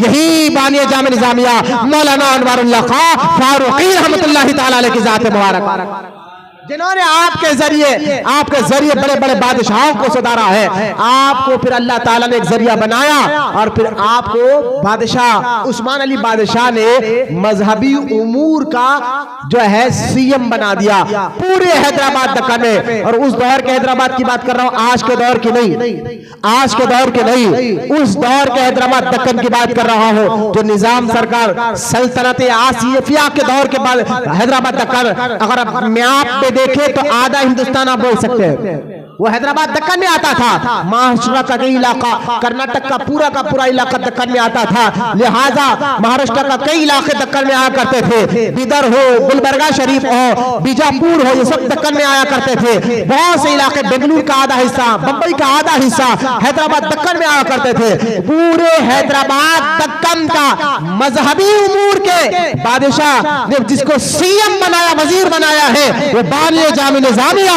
हजरत अनवारुल्लाह खां फारूकी रहमतुल्लाह तआला अलैह। अच्छा, अल्लाह वालों को जब पावर अथॉरिटी मिलती है ना, अपने पावर का तो और दीन की खिदमत में काम है। आपने कौम को सुधारा कैसे देखे? आपने जब देखा इसका उम्र मजहबी उम्र में आप जो चाहे करें, बादशाह ने आपको इजाजत दे दी मजहबी उम्र में, तो आपने क्या किया?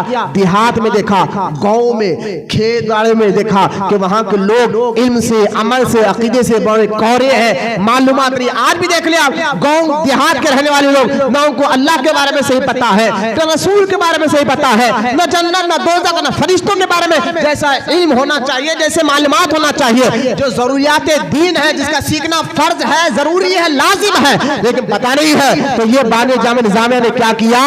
हुकूमत से हैदराबाद के बड़े बड़े उलमा को देहात में, गाँव में भिजाकर वहां के लोगों के अकीदे और अमल को सुधारा। ये आपका एक कारनामे आपको बता रहा हूँ। दीन का जज्बा, कौम की खिदमत, नेकी की खिदमत, काम करना, दीन का काम करना, यही तो अल्लाह वालों की पसंद हुआ कर। अच्छा, ये तो आप गांव देहात में आइए, मैं और आपको बताऊं कि आप गांव देहात में करें। हैदराबाद में जब लोगों को देखा बानिया जामे निजामिया ने, बहुत से मेहनत करने वाले, मजदूरी करने वाले, रोज कमाए तो खाने वाले लोग, आप बानिया जामे निजामिया, इनको भी तो सुधारना है ना, लेकिन इनके पास वक्त नहीं है मदरसा आने का, इनके पास वक्त नहीं स्कूल जाने का। तो हजरत शेखुल इस्लाम अनवारुल्लाह खां फारूकी की मेहनत थी कि आज से 100-150 साल पहले बादशाह को कहकर जहां आपके गांव देहात के लोगों की इस्लाह के लिए वहां पर उलमा को, बुजुर्गान दीन को भिजाकर उनकी इस्लाह की, उनके अमल, अकीदे के, दीन के बारे में उनको सिखाया है। तो आप देखें, जहां रहते हो इस्लाह तो वहां भी तो जरूरी है, तरबियत तो यहां भी तो जरूरी थी। और जब आपने देखा कि यहाँ के लोगों को कैसे सुधारा, उन लोगों को जिसके पास टाइम नहीं मिलता, हाँ 8 दिन में 1 दिन का वक्त मिलता है, जिसको संडे छुट्टी मनाते हैं, तो बानिया जामे निजामिया ने कहकर पटेल मार्केट में नबी खाने बनाए और नबी खानों में एक एक आलिम दीन को मुकर्रर किया और फरमाया जो लोग 8 दिन में एक बार छुट्टी में रहते हैं, 2 घंटे आकर वो यहाँ इन उलमा के पास बैठकर दीन सीखे। कौम का जज्बा देखे, दीन की खिदमत देखे कि नबी खाने पटेल मार्केट में आज भी मौजूद है। जो लोग पटेल मार्केट के बारे में वाकिफ है, नबी खानों के बारे में वाकिफ है, ये नबी खानों में क्या होता था? हर इतवार को उन लोगों को पढ़ाया जाता था दीन और कुरान हदीस के बारे में जिन लोगों को छुट्टी नहीं मिलती थी, 8 दिन में एक बार छुट्टी मिला करती थी। ये आपका जज्बा, ये तो आपकी तरबियती कारनामे आपको बता रहा हूँ कि आपने लोगों के अकीदे और लोगों के अमल को सुधारने के लिए क्या क्या कारनामे हुकूमत में होदा मिलने के बात कर रहे हैं। बोलना मोहब्बत से सुभान अल्लाह। अगर इतना बड़ा ओहदा किसी को मिल जाए, वो तो सिर्फ नौकरी में पैसा लिए आराम करे, उसको क्या उनकी खिदमत क्या है? अल्लाह वाले अपनी भी इस्लाह करते हैं, दूसरों को भी इस्लाह करते हैं। ये उनकी खास पहचान होती है यारो, उनकी खास सिफत और आदत हुआ करती है। लिहाजा ये तो था। फिर शेखुल इस्लाम बानी जामे निज़ामिया ने यह भी गौर किया कि आज लोग दरगाहों पे बुजुर्गान दिन के आस्थानों पर बड़ी मोहब्बत के साथ, बड़े अकीदे के साथ, बड़े यकीन के साथ हाजिरी देते हैं। हर मजहब वाला बुजुर्गों के आस्थानों में नजर आता है। तो शेखुल इस्लाम अनवारुल्लाह खां फारूकी रहमतुल्लाह ताला अलैह ने उस अपने दौर में गवर्नमेंट से कहकर, बादशाह से कहकर एक ऐसा कानून पास कराया जिस कानून पर अमल करना उस दौर के जितने दरगाह और दरगाहों के जितने मुतवल्ली सज्जादगान थे, सब पर अमल करना लाजिम था और जरूरी था। आप कहेंगे मौलाना वो कौन सा कानून था जो उस दौर में हर मुतवल्ली को और हर सज्जादे को उस पर अमल करना लाजिम था, जरूरी था? वो अमल करेगा तो वो मुतवल्ली रहेगा, वो अमल उस बात पर करेगा तो वो सज्जादा रहेगा। अगर अमल नहीं करेगा तो उसको हटाकर उसकी जगह उसको लाया जाएगा जो हुकूमत चाह रही है। आप कहेगा वो क्या था? हाय हाय, अगर काश वो कानून आज ही बन जाए ना।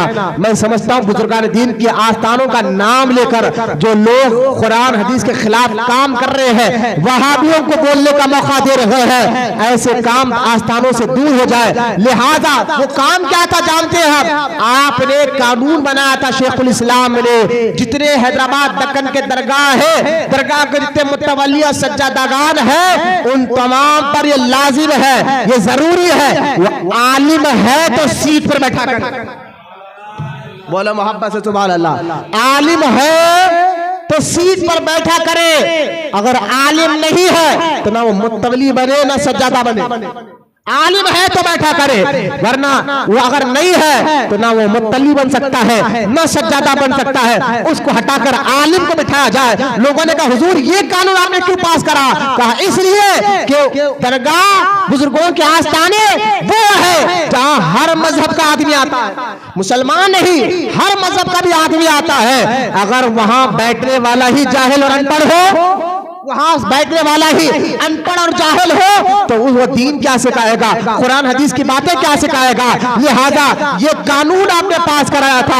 आज ये कानून होता तो दरगाह में बैठने वाले मुतवल्ली और सज्जादा, हर सज्जादी की बात नहीं कर रहा हूं, जो आलिम हमारा सर का ताज है, जो अनपढ़ जाहिल जिनको फातिहा का तरीका नहीं मालूम है, वो आज बुजुर्गों के दरगाहों के मुतवल्ली बने हुए हैं। हर दरगाह की बात नहीं कर रहा हूं, इल्ला माशाअल्लाह तकरीबन आज इन जाहिलों को देखकर लोग कहते हैं अरे दरगाह का मुतल्ली को देखो, न चेहरे पे दाढ़ी होती है, न वो नमाज पढ़ता है, न वो इबादत करता है, बस वो पैसे से गल्ले से मतलब हाथ में मच्छर कट्टा लिया शुरू हो जाए और जिहालताना बातें, अजीब अजीब गरीब बातें, नियाज के नाम पर अजीब गरीब बातें, फातिहा के नाम पर अजीब गरीब बातें, वो बातें ऐसी करता है। न कुरान में इसका जिक्र है न हदीस में इसका जिक्र है, और ऐसों का फायदा वहाबिया उठाया कर बदअकीदा उठाया करते हैं। अल्लाह खैर करे, हमारे बुजुर्गों के आस्थानों को अल्लाह महफूज रखे, और ऐसे हालत का काम अगर हम बैठने वाले करें तो खैरों पर क्या असर होगा। शेखुल इस्लाम मौलाना अनवारुल्लाह खां फारूकी रहमतुल्लाह ताला अलैह ने हैदराबाद दक्कन पर जो एहसान पर एहसान इनकी खिदमत में की है, वो आप में से ये भी काम था कि आप मुतवल्ली और सज्जादान को कहा था आलिम हो तो कुर्सी पे बैठे वरना ना बैठे।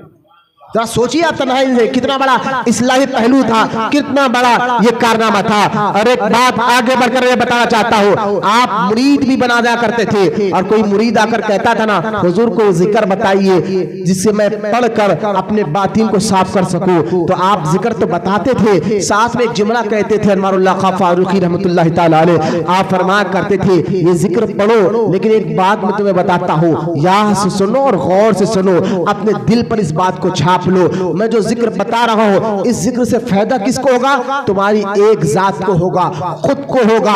तुम्हारे जिक्र करने से तुम्हारी आदतों में सुधार आएगी। लेकिन मेरे साथ बात याद रख लो, अनवारुल्लाह खां फारूकी अक्सर अपने उलमा, अपने साथ बैठने वाले शागिर्द, अपने साथ रहने वाले उलमा, आलिमों को, हुफ्फाज को मुरीद बनाने के बाद अपने मुरीदों को ये बात कहते थे, मेरे नजदीक अगर कोई बंदा जिक्र कर रहा है उसका बातिन साफ होगा, वो अल्लाह का कुर्ब भी हासिल करेगा, लेकिन मेरे नजदीक अगर तुम अल्लाह के बहुत तेजी के साथ अल्लाह का कुर्ब हासिल करना चाहते हो, स्पीडी के साथ अल्लाह का कुर्ब हासिल करना चाहते हो, और तुम ये चाहते हो कि रोज बरोज तुम्हारा अल्लाह दर्जा बुलंद करता रहे, बात की, इसलिए आपको आरिफ बिल्ला कहा जाता है। आरिफ बिल्ला, आरिफ उसको कहते हैं जो अल्लाह की मारिफत सबसे ज्यादा रखता है और अल्लाह के करीब जाने का रास्ते बहुत अच्छी तरह से जानता है। तो हजरत शेखुल इस्लाम आरिफ बिल्ला ने क्या बात कही कि जिक्र करने से बेहतर अगर तुम ये चाहते हो कि तुम अल्लाह के करीब होते जाओ स्पीडी के साथ, तेजी के साथ, तो वो रास्ता जिक्र भी है, लेकिन इसका नहीं, उससे ज्यादा स्पीड का रास्ता है तो दीन की खिदमत है। बोलो ना सुभान अल्लाह। दीन की खिदमत है। आप कहा करते थे लोगों को दीन के बारे में सिखाओ, अकीदे के बारे में सिखाओ, नमाज के बारे में सिखाओ, अकीदा ईमान अहले सुन्नत का अकीदा सिखाओ, और इस बात में टाइम निकालो, वक्त निकालो, दर्स रखो, कुरान पढ़ाओ, हदीस पढ़ाओ, और लोगों को दीन के लिए वक्त निकाल कर बताओ। ये जो तुम काम करोगे ना, इसके जरिए से अल्लाह का खुर्ब तेजी से तुम्हें हासिल होता रहे।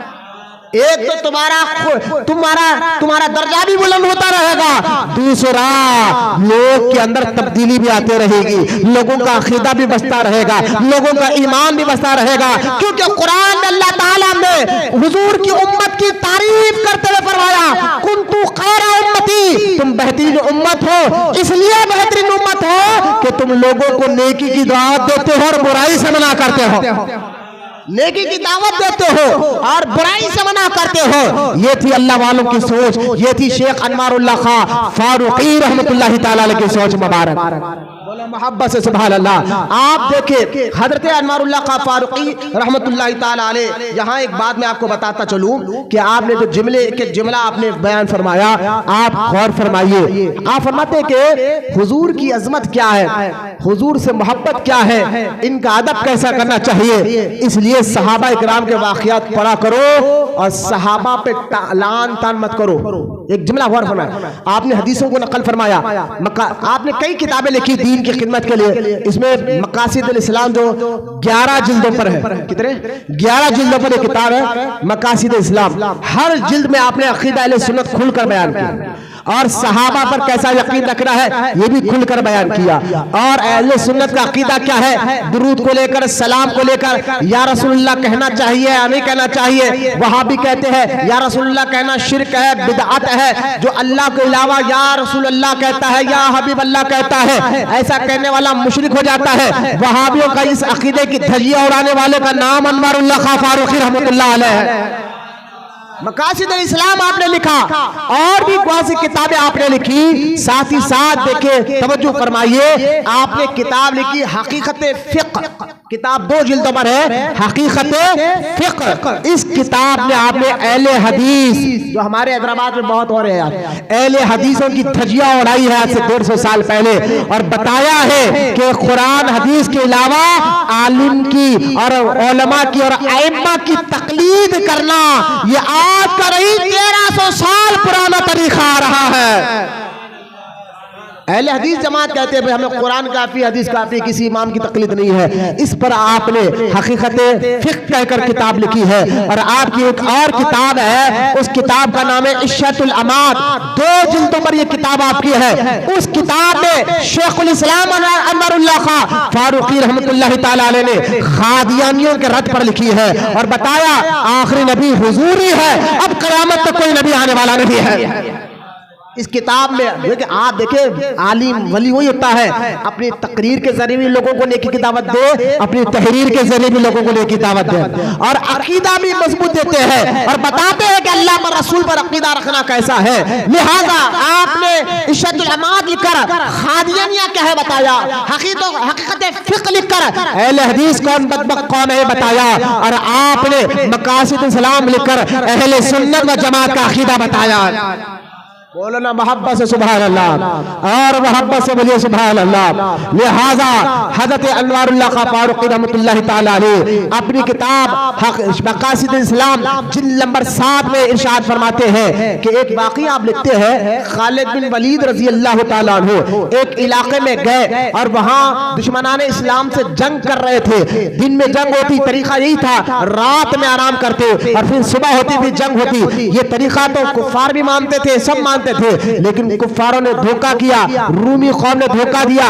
अचानक आधी रात के वक्त कौन लिख रहे वाकया? अनवारुल्लाह खां फारूकी लिख रहे हैं और फरमाते हैं कि जब वहाबियों ने आपके दौर में कहा अल्लाह के अलावा किसी नबी को भी आप या रसूलुल्लाह नहीं कह सकते, कहेंगे तो शिर्क हो जाएगा, बिदअत हो जाएगा। तो मौलाना अनवारुल्लाह खां फारूकी ने इसके जवाब में किताब में जवाब देते हुए लिखा कि सुनो, या रसूलुल्लाह कहना हमारा तरीका नहीं, सहाबा का भी तरीका रहा है। मुश्किल के वक्त या रसूलुल्लाह पुकारना हमारा नहीं, सहाबा का भी तरीका रहा है। हज़रत अनवारुल्लाह फारूकी रहमतुल्लाह ताला अलैह लिखते हैं कि अनवार अपनी किताब मकासिदुल इस्लाम में कि जब खालिद बिन वलीद उस फौज के जनरल थे, आधी रात को सारी फौज आराम कर रही थी, दुश्मनों ने मौका पाकर आधी रात पर अचानक हमला कर दिया। चारों तरफ से दुश्मन मुसलमान फौज पर टूट पड़े, कई सहाबा को शहीद कर दिया। खालिद बिन वलीद ने जब देखा कि दुश्मनों ने हमसे मकर किया है, धोखा दिया है, हम पर हमला किया है, खालिद बिन वलीद के जुबान से खालिद बिन वलीद कौन है जिनके बारे में हदीस में आता है, हुजूर अलैहिस्सलातु वस्सलाम ने फरमाया खालिद सैफुल्लाह है, अल्लाह की तलवारों में से एक तलवार है। खालिद बिन वलीद रज़ी अल्लाह ताला अन्हु ने जब देखा कि दुश्मन अचानक हमला कर रहे हैं तो आपने फौरन उठकर नारा लगाया, या गौसा या मुहम्मदा या मुहम्मदा, ऐ फरियाद सुनने वाले रसूल हमारी मदद करिए, दुश्मनों ने धोखा देकर हमें हमला किया है। ये नारा लगाकर मैदान में जाकर दुश्मनों को भगा करते थे। अनवारुल्लाह खां फारूकी अलैहि रहमा फरमाते हैं कि मुसीबत तकल्लुफ के मुसीबत के वक्त, परेशानी के वक्त हुजूर को मदद के लिए पुकारना ये सहाबा का भी तरीका रहा है। बोलो मोहब्बत से सुभान अल्लाह।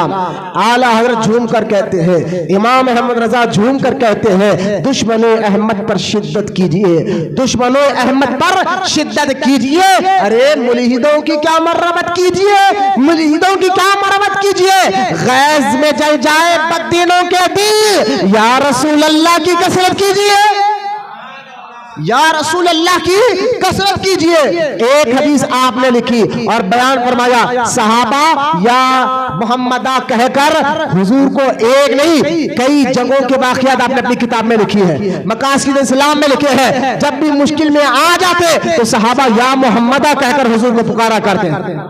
तो सहाबा कौन है, सहाबा कौन है? तो हज़रत अनवारुल्लाह खां फारूकी कहते हैं सहाबा वो है जिनके बारे में कुरान ने फैसला कर दिया कि इस तमाम के तमाम ऐ हबीब तेरे सहाबा जन्नती है, जन्नती है। और कुरान में अल्लाह ताला ने फरमाया क्या आमनू, ऐसे ईमान लाओ। क़यामत तक के मुसलमानों को अल्लाह ने कहा सुनो ईमान कैसे लाना है, वहाबी जैसा, अहले हदीस जैसा, ना ना ना, उनको देखकर परेशान मत हो, बल्कि अल्लाह कुरान में कहता है आमनू, ऐसे ईमान लाओ, कमा आमन्ना नास, जैसे नबी के सहाबा ने ईमान लाया है। बोलो मोहब्बत से सुभान अल्लाह।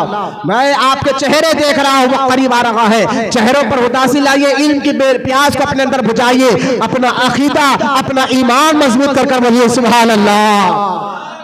आप गौर फरमाइए कि सहाबा के ये अकीदा कौन बयान कर रहे हैं, ये मकासिद इस्लाम में मौलाना अनवारुल्लाह खां फारूकी रहमतुल्लाह ताला अलैह बयान कर।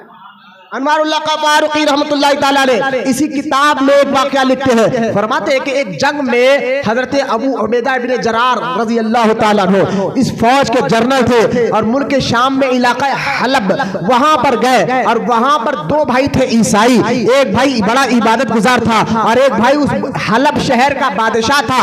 दोनों भाई थे, जब भी कोई मुश्किल आती वो अपने भाई से पूछता। तो ईसाई था, मजहबन ईसाई था, लेकिन अल्लाह की इबादत करता था, और जब कोई मुसीबत आती तो भाई उससे पूछता, तो बादशाह को बताता, वो बादशाह वाला भाई उसकी बात पे अमल करता। एक दिन हलब में जब सहाबा इकराम उसको फतह करने के लिए गए और उन फौज को पहले इस्लाम की दावत दी, जाकर डायरेक्ट हमला नहीं करते थे, दीन पेश करते थे, इस्लाम पेश करते थे। जब वो ठुकरा देते, इनकार कर देते, तब जहां जाकर जंग की नौबत आ जाती थी। अब हलब में जब सहाबा इकराम की फौज पहुंची और दीन की खिदमत, दीन की बातें में पहुंची, तो हजरत अबू उबैदा बिन जर्राह की बात कौन लिख रहे हैं? मकासिद इस्लाम में मौलाना अनवरुल्लाह क़फ़ारूक़ी लिखते हैं कि जब वो सहाबा की जमात वहां पहुंची तो उस भाई बादशाह ने अपने इबादत गुजार छोटे भाई जो ईसाई था उससे पूछा क्या करना चाहिए, ये जो सहाबा आए हैं, अहले ईमान आए हैं, क्या करना चाहिए? तो वो ईसाई था लेकिन अल्लाह की इबादत करता था, मुत्तकी परहेज़गार था। उसने अपने बादशाह भाई को कहा कि फौरन इस नबी का कलमा पढ़ लेना चाहिए। सुभान अल्लाह। कहा बादशाह ने, तू भाइयों के लिए ऐसा मशवरा दे रहा है? अरे भाई उन्होंने कहा मैं सही मशवरा दे रहा हूं। हमारी किताब इंजील में जिस नबी का जिक्र है वो नबी के ये सहाबा है। मेरा मशवरा ये है कि मैं तुझे नसीहत करता हूँ, वसीयत करता हूँ कि फौरन कलमा पढ़ ले और इनसे लड़ना नहीं है। ये सच्चे लोग हैं, ये सुथरे लोग हैं, इनका दीन सच्चा, इस्लाम सच्चा। अरे हमारी किताबों में जिस नबी का जिक्र आया है उस नबी के ये मानने वाले हैं।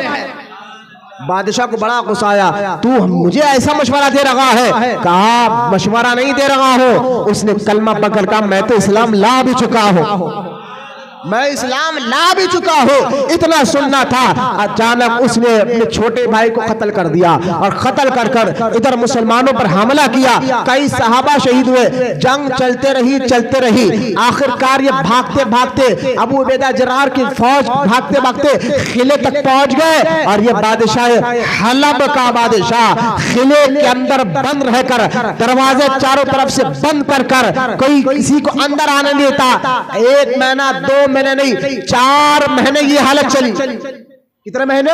4 महीने ये हालत चली और इधर सहाबा कोशिश कर रहे हैं, फतेह नहीं हो रहे हैं, कामयाब नहीं हो रहे हैं। लेकिन जामिया निजामिया फरमाते हैं, मौलाना अनवरुल्लाह क़फ़ारूक़ी फरमाते हैं, अचानक 4 महीने के बाद गौर करें कि वहां 4 महीने से किले को घेरे हुए मुसलमान फौज खड़ी है और अंदर जाने की कोशिश कर रहे हैं और दुश्मन भी बड़ा ताकतवर है, अंदर किसी को आने नहीं दे रहा है, कोशिश जारी है, वो अंदर आने नहीं दे रहा है। 1 महीने 4 महीने गुजर गए हैं। 4 महीने के बाद खुद ब खुद किले का दरवाजा खुलता है। वो ईसाई बादशाह आगे आता है और कहता है तुम में जो मुसलमानों का जर्नेल है वो मेरे सामने आए। अबू उबैदा बिन जर्राह सामने आते हैं।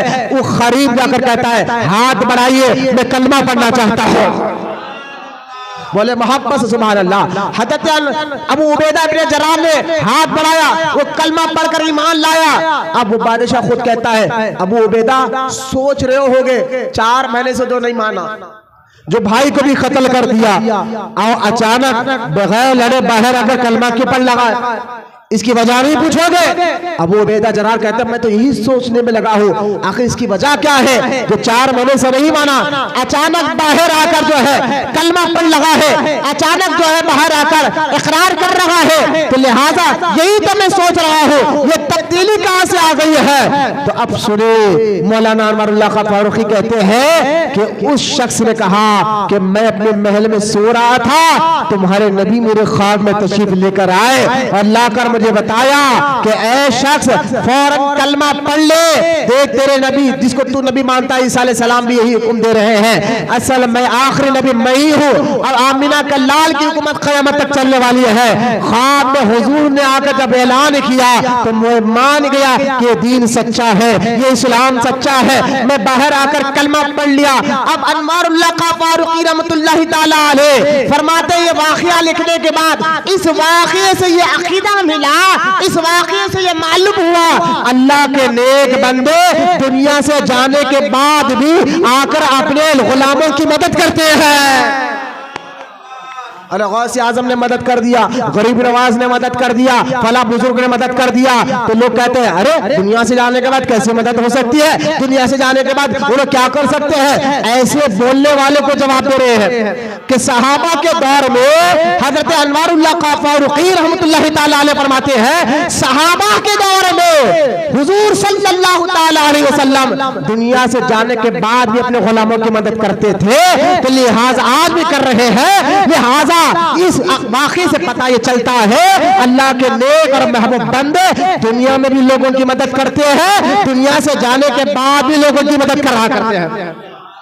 आप लोगों फिर अनवारुल्लाह का फारूकी कहते हैं अगर वो मदद ना करते, नहीं मदद तो अल्लाह करता है और अल्लाह ही करने वाला है। और जब मुशरिकीन से पूछा जाता था कि तुम बुतों की इबादत, वहाबियों के बारे में अनवारुल्लाह फारूकी कहते हैं, वहाबी कहते हैं कि तुम लोग अल्लाह के वलियों को खुदा नहीं मानते, वसीला जानते, जरिया मानते। बोले हाँ, लेकिन जरिया भी मानते हैं, सिफारिशी भी मानते। बोले हाँ, वसीले का मतलब ही है सिफारिशी। दूसरा लफ्ज क्या है वसीले का? दूसरा लफ्ज क्या है? सिफारिश करने वाला, सिफारिशी करने वाला। बोले हम वसीला अल्लाह वालों को मानते हैं। बोले हाँ, और उनको सिफारिशी भी मानते हैं। बोले हाँ। तो अब मुशरिकीन वहाबी कहने लगे कि वे मुशरिकीन भी बुतों की इबादत करते थे और उनको वसीला मानते थे, उनको जरिया मानते थे, उनको सिफारिशी मानते थे। मुशरिकीन से जब पूछा जाता कि तुम लोग इनकी इबादत क्यों करते हो, तो वो कहते थे ये अल्लाह से कहकर हमारी बख्शिश कराएंगे, ये अल्लाह से कहकर हमारी सिफारिश कराएंगे, ये अल्लाह से कहकर हमारे मुश्किलों को आसान कराएंगे। वहाबी कहते हैं तो फिर तुम्हारे में उनमें फर्क क्या रहा? इसका जवाब अनवारुल्लाह फारूकी दे रहे। हाय बोलो ना सुभान अल्लाह। ये होता है अल्लाह वालों का कि इसका जवाब क्या देना है। खुद अनवारुल्लाह फारूकी अलैहि रहमत रिजवान फरमाते हैं हमारे हैदराबाद में ऐसे वहाबी किस्म बहुत हो गए, और इसका जवाब ये है कि बुतों को मुशरिकीन वसीला सिफारिशी भी मानते थे। एक तो उनकी दो गलतियां थी, सिर्फ वो लोग उनको वसीला भी मानते थे, एक तो गलत चीज को वसीला मान रहे पत्थर को। दूसरी गलती उनकी ये थी कि वो उनकी इबादत करते थे, वो बुतों की क्या करते थे? इबादत करते थे। हम अल्लाह वालों को वसीला मानते हैं, पत्थर मट्टी को नहीं, अल्लाह वालों को वसीला मानते हैं। और दूसरी बात यह है हम उनको खुदा नहीं, खुदा का बंदा, उसका महबूब समझते हैं। ये बात, और ये कहकर कहते हैं सुनो, अगर कोई कहे ना ना ना, कुरान में कहता है मंज़ल्लज़ी यशफ़ाहु इंदहू, अल्लाह के यहाँ कोई सिफारिशी नहीं है, कोई तुम्हारी सिफारिश करने वाला नहीं है अल्लाह के यहाँ, अल्लाह के यहाँ कोई तुम्हारी सिफारिश बख्शिश कराने वाला नहीं है। तो अनवारुल्लाह फारूकी कहते हैं वहाबियों ये आयत का एक हिस्सा नहीं दूसरा हिस्सा भी पढ़ो, आगे भी पढ़ो। इन वहाबियों को जवाब देते अनवारुल्लाह फारूकी कहते हैं सिर्फ मंज़ल्लज़ी यशफ़ाहु पढ़कर लोगों को जहन में वसवसे डालने वालों, मंज़ल्लज़ी यशफ़ाहु कहकर ये कहना अल्लाह के यहाँ किसी की वसीला नहीं चलता, अल्लाह के यहाँ किसी की सिफारिश नहीं चलती, अल्लाह के यहाँ किसी का जो है कुछ नहीं मुकाम मर्तबा नहीं है। अरे ये आयत पढ़कर लोगों को धोखा देने वालों, लोगों के जहनों को खराब करने वालों, लोगों के अकीदे को खराब करने वालों वहाबियों, अनवारुल्लाह फारूकी कहते हैं ये आयत का एक हिस्सा मत पढ़ो, आगे भी पढ़ो, पूरी आयत पढ़ो। अल्लाह कुरान में पूरी आयत क्या कर रहा है? अल्लाह ताला कुरान में कहता है मंज़ल्लज़ी यशफ़ाहु इंदहू, बेशक अल्लाह के यहाँ कोई तुम्हारा सिफारिशी नहीं, कोई तुम्हारा वसीला जरिया नहीं है। लेकिन आगे कहा इल्ला बिइज़्नी, बोलो ना सुभान अल्लाह। आगे क्या? मंज़ल्लज़ी यशफ़ाहु इंदहु इल्ला बिइज़्नी। आयतुल कुर्सी की आयत है ना, आयतुल कुर्सी तो आपको जानते हैं। तो मंज़ल्लज़ी यशफ़ाहु पढ़कर आधे आयत पढ़कर लोगों के जहन खाने वालों, अल्लाह ने आगे ही कहा इल्ला बिइज़्नी। हाँ, अल्लाह को जो इजाजत, अल्लाह जिसको इजाजत दे वो हमारे यहाँ सिफारिशी बनते हैं। है मंज़ल्लज़ी यशफ़ाहु, मैंने कहा इल्ला बिइज़्नी भी पढ़ो, बोलो ना सुभान अल्लाह। मंज़ल्लज़ी यशफ़ाहु के आगे इल्ला बिइज़्नी भी है कि बेशक अल्लाह के यहाँ मंज़ल्लज़ी यशफ़ाहु, अल्लाह के यहाँ कोई सिफारिश नहीं, लेकिन मगर अल्लाह जिसको इजाजत दे, अल्लाह जिसको इजाजत दे। अब अनवारुल्लाह खां फारूकी कहते हैं कि अल्लाह किसको इजाजत देगा? नबियों को इजाजत देगा, और नबियों के गुलाम औलिया को इजाजत देता है। और कहा उसकी दलील हदीस से भी आपने दी। एक तो कुरान की आयत मन ज़ल्लज़ी यशफ़अहु इंदहु इल्ला बिइज़्नी, ये आयत में अल्लाह हज़रत अनवारुल्लाह खां फारूकी ने वसीले का सबूत भी दिया, सिफारिश का भी सबूत दिया। और हदीस में आप बताते हैं क़यामत का मैदान होगा और हर कोई नफ्सी नफ्सी कहेगा, तो सारी कौम अल्लाह की बारगाह में डायरेक्ट नहीं जाएंगे, हुजूर के पास आएंगे और कहेंगे या रसूल अल्लाह आप अल्लाह से कहिए। अनवारुल्लाह खां फारूकी कहते हैं क़यामत का मैदान होगा, अल्लाह ताला अपनी शान के मुताबिक जलवा फरमा होगा, वहां पर भी बंदा डायरेक्ट नहीं जा सकता, वहां भी हुजूर के वसीले की जरूरत है, हुजूर की सिफारिश की जरूरत है। हुजूर से जाकर लोग कहेंगे, जब हर नबी से कहेंगे, हर नबी हुजूर को बता देंगे, हुजूर अलैहिस्सलाम जब कहेंगे तो अल्लाह की बारगाह में हुजूर झुक जाएंगे, अल्लाह उनकी सिफारिश को कबूल फरमाएगा, अल्लाह उनकी बात को कबूल फरमाएगा, अल्लाह उनकी शफाअत को कबूल फरमाएगा। जब हुजूर शफाअत का दरवाजा खोलेंगे तो अल्लाह ताला हुजूर के गुलाम में जो औलिया अल्लाह गुजरे हैं उन्हें भी इजाजत देगा, वो भी अपने चाहने वालों को लेकर जन्नत में दाखिल करवाएगा। लिहाजा मंज़ल्लज़ी यशफ़अहु इंदहु ना इल्ला बिइज़्नी भी पढ़ो, इल्ला बिइज़्नी भी पढ़ो, अल्लाह के हुक्म से। अब बाने जामिन अनवारुल्लाह खां फारूकी कहते हैं जब इनकी सिफारिश को अल्लाह कबूल करता है, बोलो ना सुभान अल्लाह, इन बुजुर्गों की सिफारिश को अल्लाह कबूल करता है, तो ये बात याद रखो, ये सिर्फ आखिरत में नहीं चलेगा। आखिरत में तो इनकी सिफारिश कबूल करेगा अल्लाह, लेकिन दुनिया में ये कब्र में चले जाते हैं ना अल्लाह के नेक बंदे, जब उनके मजार पर कोई आकर दुआ मांगता है, उनके लिए जब ये सिफारिश करते हैं तो उस वक्त भी अल्लाह इनकी सिफारिश को कबूल फरमा लेता है। बोला मोहब्बत से सुभान अल्लाह। इसलिए आज अल्लाह वालों के आस्थानों पर अनवारुल्लाह खां फारूकी कहते हैं बुजुर्गों के आस्थानों पर पैसा खर्च कर कर जाने वालों, वहां ईसाले सवाब के लिए नजर नियाज करने वालों यूं ही नहीं जाते, बल्कि वहां फायदा मिलता है और उनके जरिए से अल्लाह सिफारिश को कबूल करता है, इसलिए जाया करते हैं। और याद रखो जिनकी सिफारिश को अल्लाह यहां कबूल कर रहा है, आखिरत में भी कबूल फरमा लेता है। कोई वहां भी अगर आपको कहे नहीं आखिरत में अल्लाह इजाजत देगा, दुनिया में नहीं, मतलब क्या है? मतलब ये है जनाब दुनिया में उनको सिफारिशी करना हराम है, आखिरत में जायज है। मैंने कहा ये तरीका गलत है, जो चीज दुनिया में हराम है वो आखिरत में भी हराम होती है, जो चीज यहाँ नाजायज है वहां भी नाजायज होती है, जो चीज यहाँ जायज है वहां भी जायज हुआ करती है। ये इस्लाम है बाबा, ये कुरान हदीस की बातें हैं। हजरत अनवारुल्लाह खां फारूकी रहमतुल्लाहि ताला अलैह ने कुरान हदीस के कई अकीदे, एक बात जो बात बता कर इंशाअल्लाह हम खत्म करेंगे। हजरत अनवारुल्लाह खां फारूकी कहते हैं कि सहाबा इकराम के आपस के जो मामलात हुए हैं उनमें हमें खामोशी इख्तियार करना है, किसी सहाबी के बारे में गाली गलोच, उनके बारे में बदगुमानी करना ना अल्लाह को पसंद है, ना रसूल को पसंद है, ना किसी और को पसंद है, ना अल्लाह रसूल को पसंद है, ना बुजुर्गों को पसंद है। अहले सुन्नत व जमात का अकीदा ये है। हजरत बानी जाम निजामिया अनवारुल्लाह खां फारूकी रहमतुल्लाहि ताला अलैह कहते हैं जो जंग मौला अली रजी अल्लाह ताला अन्हु, हजरत अमीर माविया रजी अल्लाह ताला अन्हु, ये कौन लिख रहे हैं? आला हजरत। लोग हमें छोड़ रहे हैं, कुछ हैदराबाद के पाशा लोग हैं, सच्चे पाशाओं की बात नहीं कर रहा हूं, कुछ पाशा लोग जो हजरत माविया का नाम भी सुनना पसंद नहीं करते। छोड़ो ये बातें। मैंने कहा हिम्मत है, जुर्रत है, ताकत है, वक्त के इतने बड़े वली अनवारुल्लाह खां फारूकी पे लगाते हो फतवा लगाकर बताओ।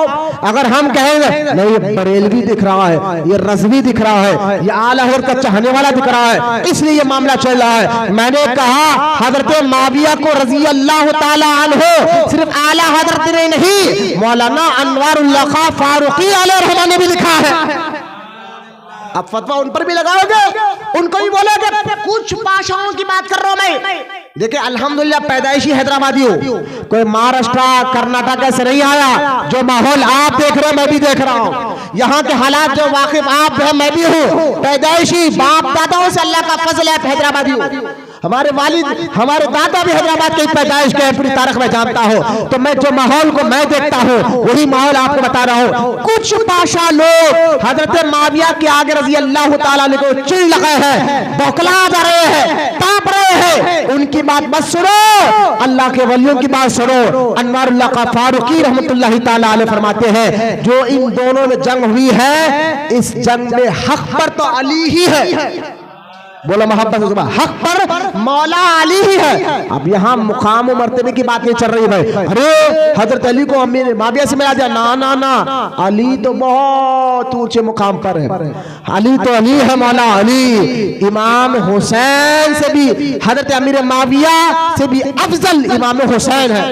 अली के बेटे भी हजरत माविया से अफजल है। यहाँ रुतबा और मुकाम की बात नहीं चल रही है, यहाँ ये बात चल रही है, दो सहाबा में जो जंग हुई है उस जंग में हक पर अली ही है, हक पर अली ही है। हाँ, खताए इज्तिहादी हजरत माविया से रजी अल्लाह ताला अन्हु से हुई है, ये बात मैं नहीं कर रहा हूँ। अपने सातवीं जिल्द मकासिदुल इस्लाम में हजरत मौलाना अनवारुल्लाह का फारूकी रहमतुल्लाहि ताला अलैह करे। और एक दलील बहुत जबरदस्त दी आपने फरमाया, अब देखिए, आपने फरमाया हुजूर क्या तुम ये अकीदा रखते हो, अहले सुन्नत से कह रहे हैं अनवारुल्लाह का फारूकी, तुम ये मानते हो? बोले कि हुजूर क्या, कि अल्लाह ने क़यामत तक का इल्म हुजूर को दिया? हम कहते हैं यकीनन हम मानते हैं, अल्लाह ने हुजूर को क़यामत तक क्या होगा सब चीजों का इल्म दिया। जब दिया, बोले हाँ दिया। अनवारुल्लाह का फारूकी कहते हैं, क्या हुजूर के इल्म में ये बात नहीं थी कि आगे चलकर अली और माविया में जंग होगी? बोलो ना मोहब्बत से सुभान अल्लाह। कहा हाँ, हुजूर को जब अल्लाह ने हर चीज का इल्म दिया, इस बात का भी इल्म था, इस बात का भी इल्म था। तो मेरे आखिर हजरत अमीर माविया के यहाँ कोई बदवा नहीं थी, बल्कि सरकार ने सब इल्म रहने के बावजूद भी क़यामत तक के मुसलमानों को कहा कि मेरे सहाबा को बुरा मत कहो, मेरे सहाबा को गाली मत दो, मेरे सहाबा को अगर तुम मोहब्बत करते हो तो मेरी वजह से करते हो ना, जिसके दिल में मेरी इज्जत होगी वो मेरे सहाबा की भी इज्जत करेगा। जो मेरी मोहब्बत की वजह से सहाबा से मोहब्बत करेगा वो अल्लाह का भी महबूब होगा। इसी अकीदे पे रहो, इसी अकीदे पे मरो। किसी पाशा देखे खानदान बाद में है, ईमान पहले है। हम सैयद है, बने का सर का ताज है आप, लेकिन कब? जब आप कुरान हदीस के मुताबिक अमल करेंगे। अगर आप अपने दादा परदादा नाना का अकीदा छोड़कर राफियों और शियों का अकीदा पकड़ेंगे, हम ये जानते हैं, कुरान ने हमें बताया है, इस्लाम में खानदान पहले नहीं ईमान पहले होता है। अगर इस्लाम में ईमान खानदान पहले होता तो नूह अलैहिस्सलाम का बेटा दोज़ख में नहीं जन्नत में जाता, नबी का बेटा दोज़ख में चला गया जन्नत में जाता अगर खानदान पहले होता। ना ना ना, बल्कि बता दिया गया इस्लाम में ईमान पहले है, अकीदा पहले है।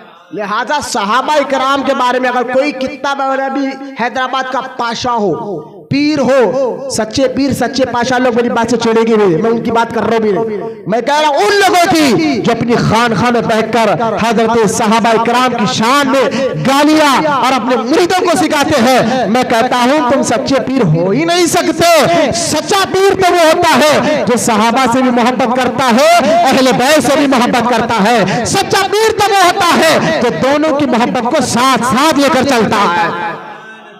यही अकीदा हर वली का था, यही अकीदा अनवारुल्लाह का फारूकी रहमतुल्लाहि ताला अलैह का था।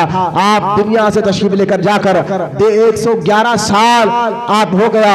आज 29 तारीख है, असर की नमाज के बाद जो दूध मौली में बानी जामे निजामिया की मज़ार है, खत्म कुरान होता है, मगरिब के बाद सदल माली पेश होती है। आप जरूर शिरकत करें, दुआएं करें। जिन बुजुर्गान के जरिए से हमारा ईमान और अकीदा मजबूत हुआ है उनको याद रखना, ये अच्छे इंसान की पहचान है, अच्छे अखलाक वाले की पहचान है, अच्छे इंसान की पहचान है। इन 2 नंबर वहाबियों को भी मत देखिए, बदअकीदा पीरों को भी मत देखिए। अहले सुन्नत व जमात के सच्चे आलिम सच्चे मुर्शिद के दामन को पकड़िए। अल्लाह दुनिया में भी आपको कामयाबी देगा और आखिरत में भी अल्लाह आपको कामयाबी अता फरमाएगा। अल्लाह की बारगाह में दुआ है अल्लाह हम तमाम को कहने सुनने से ज्यादा अमल की तौफीक अता फरमाए। अल्लाह ताला हमें सच्चा आशिक रसूल बनाए। अल्लाह क़यामत तक हमारी नस्लों में आशिक रसूलों को पैदा फरमाए। अल्लाह ताला इन बुजुर्गों के फैजान से हमें माला माल फरमाए। वमा अलैना इल्लल बलाग वल्हम्दुलिल्लाहि रब्बिल आलमीन।